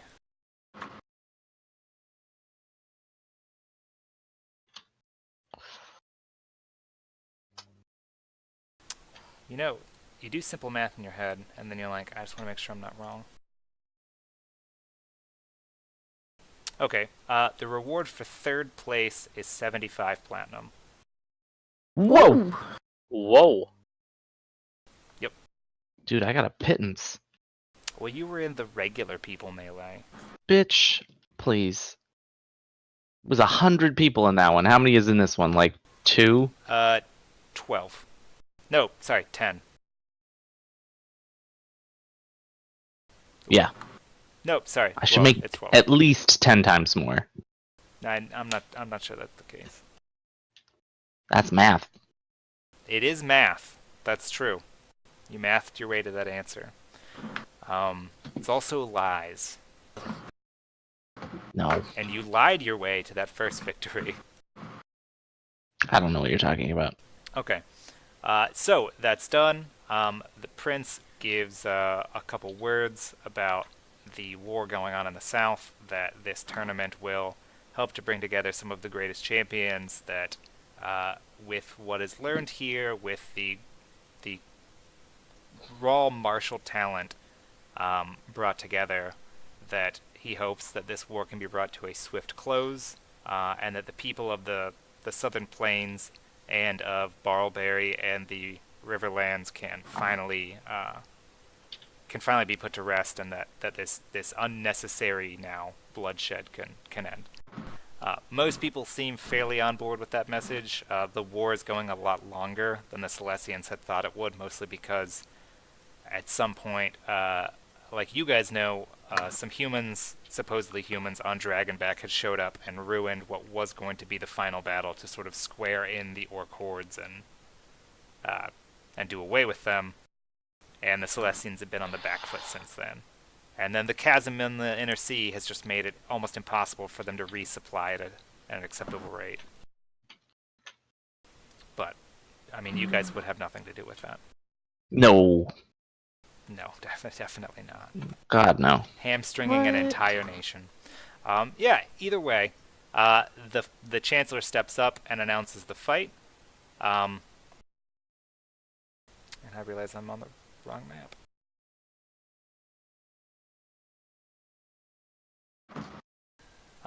They announce Sandre. They list off all of his accolades, now that they've had a time to look slightly into his background. So he's not just Sandre the Hammer of the Southern Plain. His time spent working, that he's a hero of Blackstone, that he's recognized as a friend to the ambassador, that he's a bodyguard of the Valersk Academy. Like, every accolade they could find for him is read out. And then a desire to see him in his prime, and to see victory within his grasp. And then, Sandra, you were led out onto the field. Wait. I also make him 2 potions of purge poison. Okay. Aww. And he has to use them within 2 minutes or they lose their effect. And I remind him of this. 2 minutes? And 10. 10. And then I give him a swift slap on the butt and say, you get him. Okay. So, here's how it works. He gives you those potions. You're then brought to the gate. But the time that you get out there, about 4 minutes will have passed. Yep. Ooh. When you're brought out, the prince and the chancellor look down to you, and the chancellor asks if you have any words that you'd like to say on your behalf before the battle. And this is to the whole crowd. This is to the entirety of the crowd, that you are the first champion, all of your accolades have been laid out, and at least half the people in the arena here are here to see you today. I want to thank my mom, my dad, my trusty horse. I just Aw. Couldn't be here today. 10 minutes! Was I also able to buy new merchandise while like a giant Oh, yeah. Sandre themed popcorn cup? Oh yeah, Popcorn yeah. bucket. The stands are overflowing with Sandre merch today. That merch. That merch. There's hoods, there's jackets, there's shirts with the patches already sewn onto them. about There's all of balls that the kids are kicking around. They're already selling like Sandre themed like ice creams, and baked goods that look like hammers. They're pulling out all the stops to try and sell as much crap as they can. All of And it. it's I bought crap. all of it. The food is decent. I mean, a lot of the rest of it was made overnight, so they've got they've got a lot of people working. I have an entire closet dedicated to it in the apartment. What's in these chests? You don't need to know. Shut up. Shut up. Don't invade my life. Right? Hey, I allow you to stay in my apartment out of goodwill. You leave my chests alone. You don't need to know. Okay. Yeah. But so, do you give any kind of speech, or do you give a couple words, or just a salute, or what? Do a couple words, apologizing for all the loss of lives in this great tournament. How great it's been, and that we need to have one last great fight to end it all. That results in an affirmative, up nod from the prince, which everybody around him is like, "Ooh, Hey. look at that! Look at that! Look at that favor!" They have like a back and forth or something. Yeah. 10 minutes. Yeah, I yell at him. Silvestro is It's been like 30 seconds. Like both the Silvestro. Revan and Sylvester, I just yell. Sylvester's in the pit with the little sand timer, and he's like, "You got 5 minutes!" Just shouting, and you can just barely hear him coming, echoing through the tunnels. Are they clandestine tunnels? No, there's guards all over him. And by guards all over him, I mean there are guards at your end, and there are 2 guards at your end and 2 guards at his end. So you wouldn't call it a secret tunnel then? Secret tunnel. Yeah, I know. Secret agent All right. man. Secret agent. And then from the other side, the human Coltello has walked out. He doesn't have as many accolades. Most of his life was spent in and around Casprim. He's from one of the better families there. He has actual formal martial training. And apparently is marrying into, after this tournament, one of the larger families from the nearby city to Casprim, cementing some sort of economic alliance. He seems like an important guy to be out here, fighting for blood sport. It's a shame you're gonna bring dishonor to your new family, coat hanger. Weddings are expensive. Wait, you called him a coat hanger? What? I assume instead of his name. Yeah. Instead of his name, I call him coat hanger. Wow. Evan, you're awesome. Did Silvestro hear him? Oh yeah. Well, no, He's actually, laughing. probably not, because Silvester's still inside, right? Or did he? He's in the dugout thing. Okay, so he's down in the pit. Yeah. No. Coltello stands up and he gives a. I didn't hear him. He speaks for about a minute, going on about the greatness of the city of Casprim. 10 minutes. The ancient history between his people and the people of the Celestian. Hit him with a chair. The Celestian nation. And the hope that in the future their relations can be better than they were in the past, and that they can come to a new understanding for a new time. When he's done, you've got about. Make a perception check real quick, Sandre. Jeez. To Don't see do this to me, man. Don't Oh do my this. gosh. Why do you do this to me? You hear from Silvestro just shouting down the tunnel over and over. Eventually, the guards tell you to stop shouting, and if you won't, they're going to take you away. Where will they take? I asked them, "Where are you gonna take me?" To the no smoking area. Oh. No. I thought this was the no smoking area. No, They this is look the at no your pipe smokers in area. your hand that you're currently smoking. I wasn't. Well, that's God modding. I wasn't smoking it. I was busy yelling at Sandre. However, if this is not the no smoking area, then I whippeth out my pipe. It's like Catella's having this little speech, and we're just like, "Hurry up, chiropractor!" No, but for real, where are you gonna take me if I don't stop? I'm a frail old man. You're really gonna rough me up in a tunnel? That's brave. You're a manager. You're like just above a lawyer. Oh wow! Do you need management? Oh, what the? I can manage you pretty well. I can manage you. I can manage you right on out of here, son. All right. Either way. Cotello takes his blades, nicks them together a couple times. Revan, perception check real quick. Perception. 22.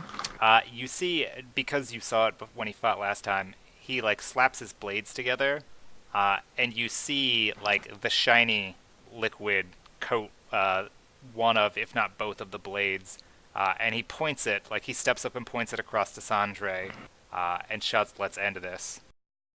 Wait, Oh, are come we on, done with Carmelo. the beaching? Oh, Yes.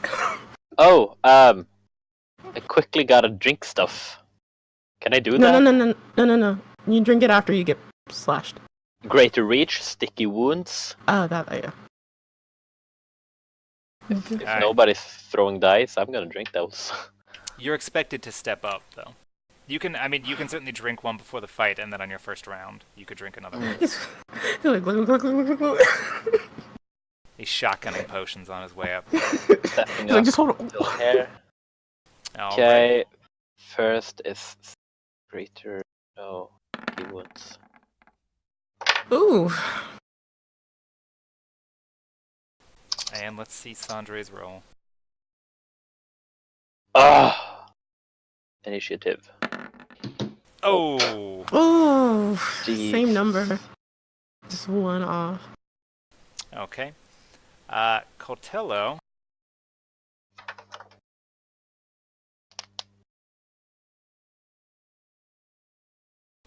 Moves up, takes a wide stance, and holds both of his daggers out in like a defensive parrying maneuver, and goads you on. Okay. I drink greater reach.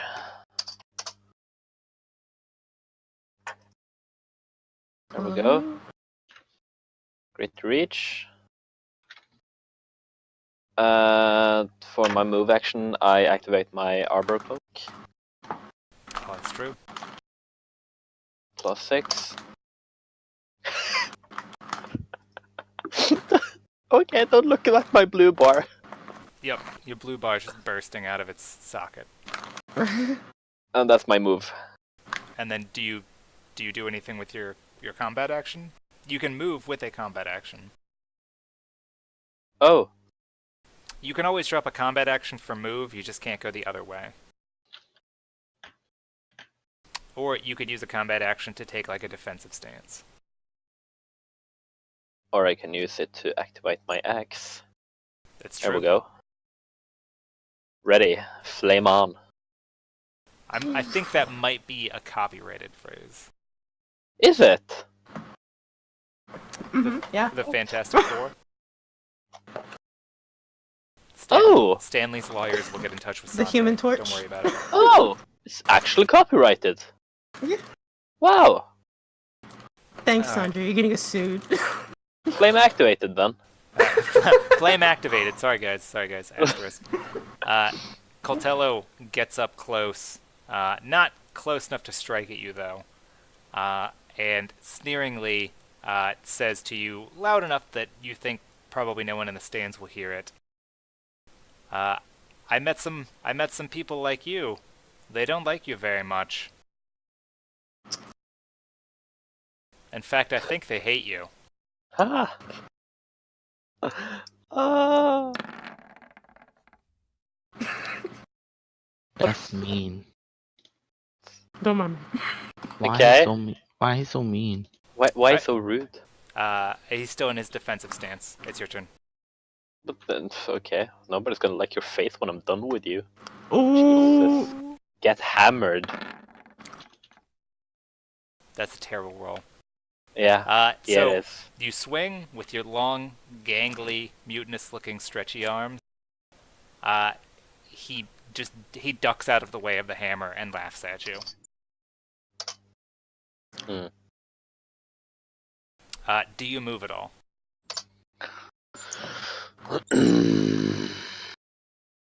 Yeah. Okay, but you're not moving close enough to him to provoke an attack of opportunity. Not from him, no. Okay. I probably should, but no. All right. It's his turn. He turns to you. He says, "Yeah, they wanted me to come here, looking like this, to do their work for them." Hmm. And he Oh. steps up, still Self-sword. defensively. Do you take the attack of opportunity? Because you have a 10-foot reach, and he's moving through it. Oh, definitely. Wait, is there a flame on this? There is, nice. Ugh. A 31. Jesus. You swing at him, he ducks, and he uses his dagger to parry the blow away.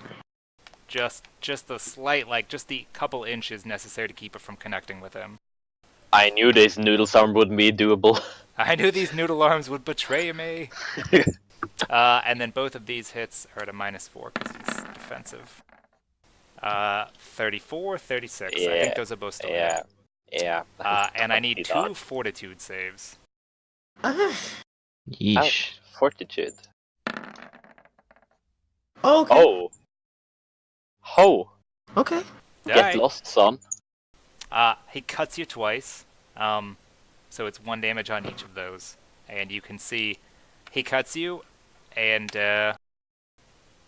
he looks a little surprised when you don't respond in any way. But it's your turn. Who is just pinging the thing over and over?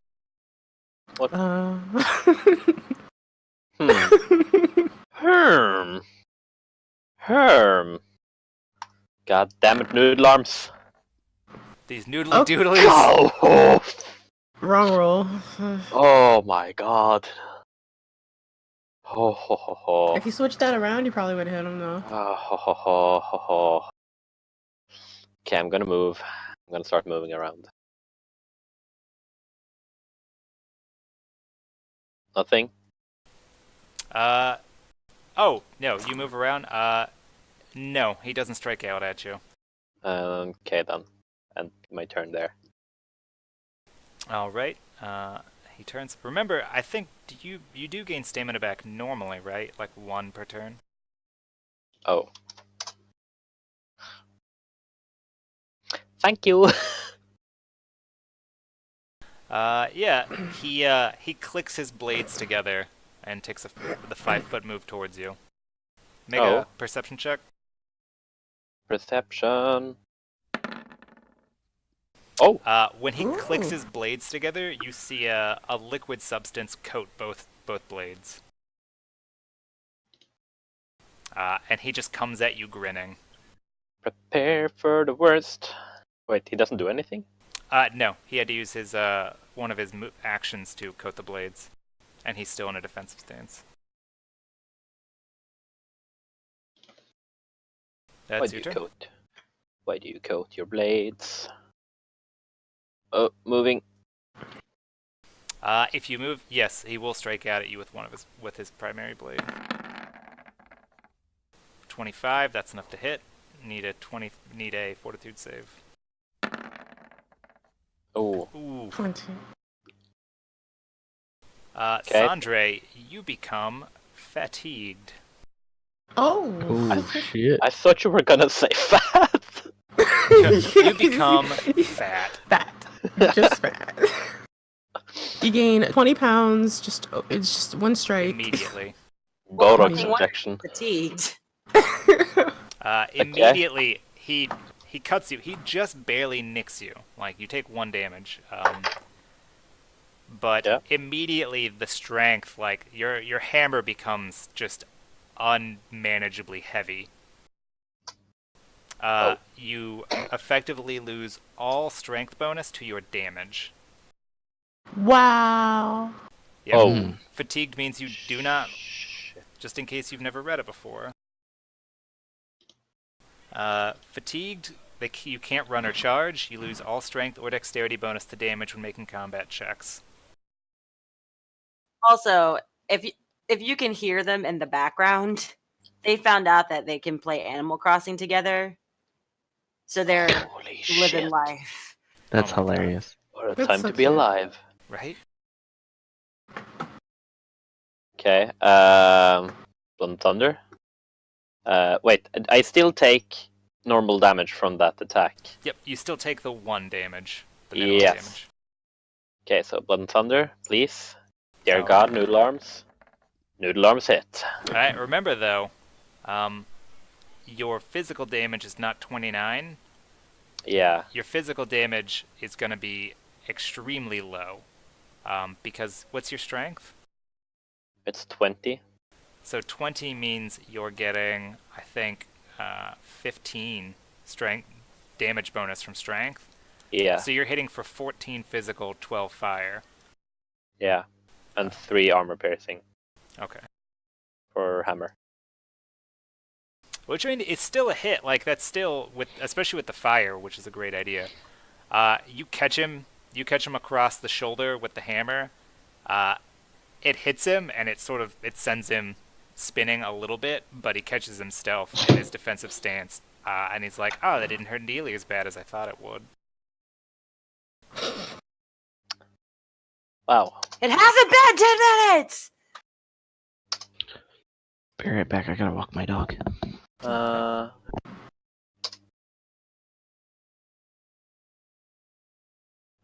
So you moved, but I don't think you've taken your combat action yet. Yeah, run, charge, or strength, dexterity. And drinking a potion is a minor action if you've got it ready. As in, you don't have it like in a bag somewhere, like randomly in your backpack, and have to be pulled out.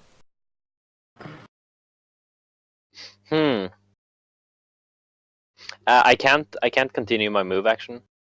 You can. Yeah, I do. He didn't do anything to stop you. If you he keep doesn't going, move much. he strikes out at you again with his other blade. 33. That's definitely a hit. Yeah. Make another another fort DC. Whoa. Oh. Oh. Oh. Oh no. All right, Oh. Sandre, welcome to being exhausted. Hey.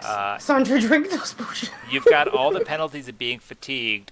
In addition, exhausted characters move at half speed, take a -6 penalty to strength and dexterity-related skills, as well as losing any dex bonus to dodge and any skill bonus to their armor value.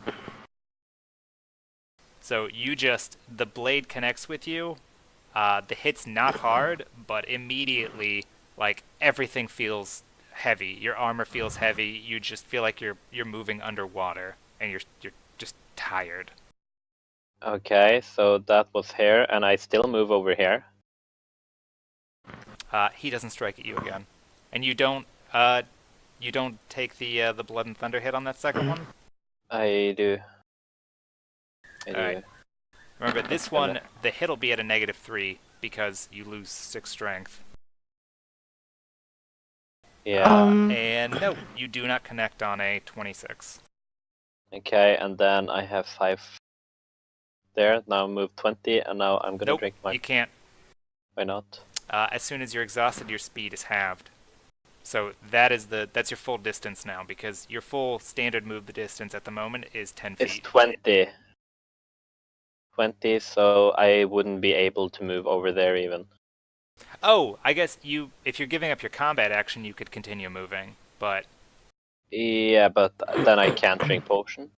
Or is that a minor? if you have the potion like on a belt or in like a nap, it's something like a fanny pack or whatnot, you could. If it's in your backpack and you have to rustle for it, it's a combat action. If you don't, if you've got it ready, it's a minor action. It's ready. Okay, then you can drink it as a minor action. Okay, then. Actually, I'm gonna move away from him 5 feet, use my combat action. Okay. Then I'm gonna drink it.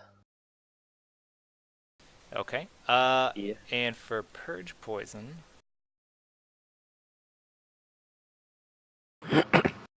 Goddamn hope this works. I hope he crits soon. yeah, right. You roll a d20 plus. Hey Silvestro, what is your alchemy mod? Which, let me see. You could roll your thing and just take the bonus. Or what's your alchemy bonus? 9 plus 6 plus 3, 15, 18? Yes. Okay, so Sandre, roll a d20 plus 18. You're basically, the potion, because he made it, is you using that as the roll to beat the poison DC. That's a pretty good roll. Whoa. That's 18. Even with an 18, a 20 still would have failed. Can I be lucky for you, you holding have a two. spell? Wait, what did you say? Okay, so you should have rolled a d20 plus 18, but even if it had been 18, a 20 still would not have passed. Oh lord. Effectively, so that you understand, the potion is like casting purge poison on you. Yeah. So it is Coltello's turn. If you've exhausted all your I've things. used, yeah. If he Yeah. moves forwards though, that's gonna be an attack opportunity, so yay. He looks at you and says, you know, your people are just a road bump here. I'm not here for you. But these orcs, they hate you something fierce. Roll a reflex save. Ooh. He takes a wide stance with his feet, his belly bulges out, and then he vomits out a 15-foot line of this disgusting gray, oil out of his mouth. What? Oh, he better not. So you do a reflex save, so you dodge over to one side of it. Yes. After he vomits it out, he strikes the ground where it is and just lights it up into a line of fire. He stole my thing. What in the actual? Okay. Is that his turn?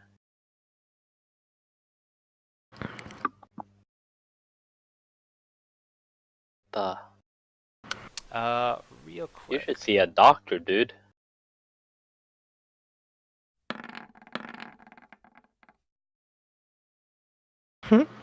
What?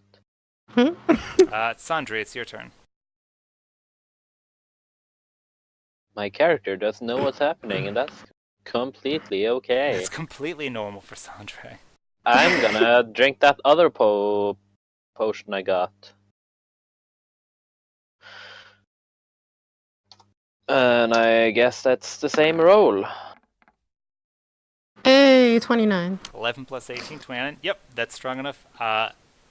It will take until the beginning of the next round to come into effect, but you purge all the poison from your system.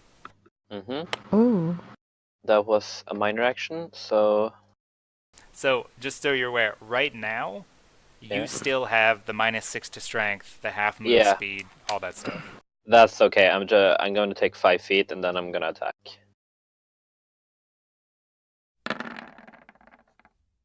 Oh. God. You jumping rat. The 28, he doesn't even dodge the hit. It connects with him, and just slams into his chest. And you can see blood comes out of his mouth mixed with some of the slime. He just smiles at you. What the? You sadistic little shit. What the? I need a perception check, Revan, from you and one from Xiao Yu, though I don't think he's there. 16. No, Wow, he's that's a walking his terrible check for you. I rolled a 5. I think Xiao Yu is like a 4, 3 or 4. Okay. Bag. Well, 5 of them. Neither of you sees this coming. Oh. It's a meteorite! It's a meteorite, run! The It's the dinosaurs! moon! It's the Lara! Again, Lara! She comes in and kills Sylvester. She kills. What? She kills Duh! Stefan. Everything was kills fine Xiao Yu. until the shadow people attacked. Spectators from the stands, a couple Celestians, but mostly orcs, burst out from the crowd and throw barrels that smash and break open on the stands, leaking just gallons and gallons and gallons of oil down from the top of the stands down towards the arena floor. Revan, Oh, teleport now. That's that. And then I need a roll from Sylvester. You're still in the pit, right? Yeah. Okay, so we'll put you Um. down here, but you're in the pit. I do need an initiative roll from Revan. Unfortunately, Revan, because you didn't make the perception check, Ooh. you are covered in the oil, along with Xiao Yu. Neither of That's you saw it fine. coming.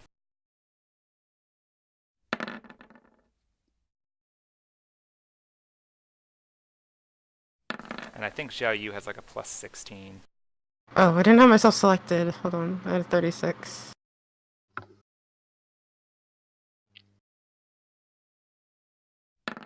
Okay, and you guys will Hold come on. in next round. The orcs did that. Coltello looks at you and laughs and just says, I wouldn't have done that. I would have run. What did you do, Sandre? His body contorts, he screams, and from his Oh, frail hey. humanoid body, a draconic form bursts out into life. It's the Good thing dragon you're that gonna be- hates you!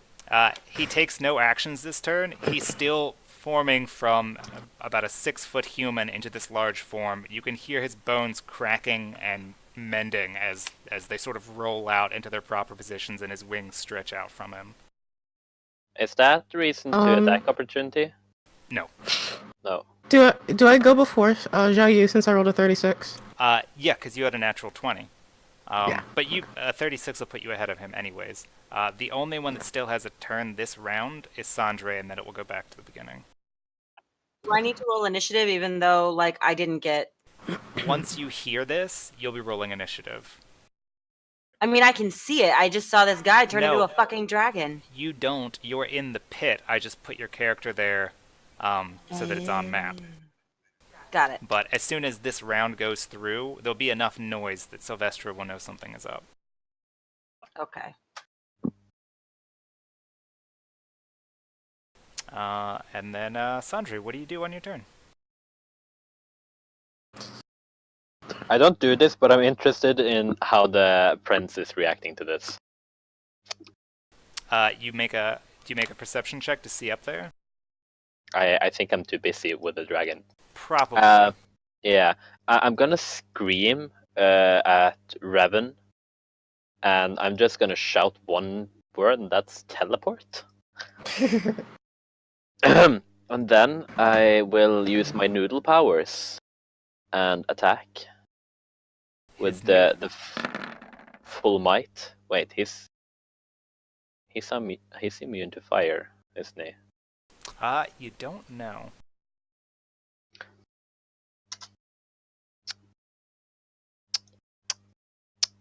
Okay.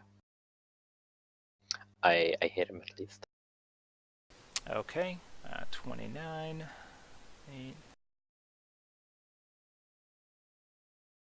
8. You slap him again, basically across the face with your hammer. It seems to do some damage. When you hit him with the fire, his entire head, or his entire body from his head down his neck, lights up with flame. And you can see that his body is coated with this same oily substance that he regurgitated out at you. And it's extremely flammable. So he doesn't seem to be hurting from it. You can probably assume that fire either doesn't hurt him or doesn't hurt him much. Okay, and then we go. Also, make a reflex save. Oh, I can do that. Don't. Oh, jeez. No. You take 5 points of fire damage from being too close when the fire and grease just like bursts off from him.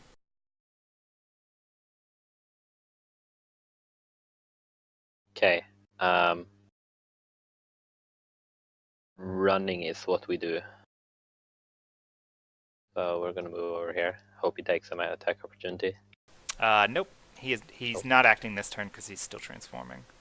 Very, very busy. Oh, great. Silvestro, now we can get your initiative roll, and you'll come in on the following round, but you can roll it now. Hey, perfect. Hey, look at that. Revan, you're up first. You see the dragon down there? You know it's after 8, right? Yeah, do we... Zhao Yu's not here. It's after 8. Do we want to stop here, or do we want to pick up? Because we definitely have to stop within the next, 10 minutes. Just because we have to go. Do you all want to stop it here before we get further into this and pick it up next week? Yeah. I want to show you here when the rest of this happens. Because I don't know what I'm going to do. I want the guy with the bow that kills dragons. That's who I want. It's like, I don't know if I should teleport him with me or if I should teleport this random. There you go. Alright, then that's where we're going to stop this time. Hopefully you guys enjoyed it. Hopefully anyone that was watching or watches in the future enjoyed it as well. And we will pick up at this exact spot next week, hopefully right about at the same time. I'll show you. What the fuck is a dragon? And that's the end of the stream.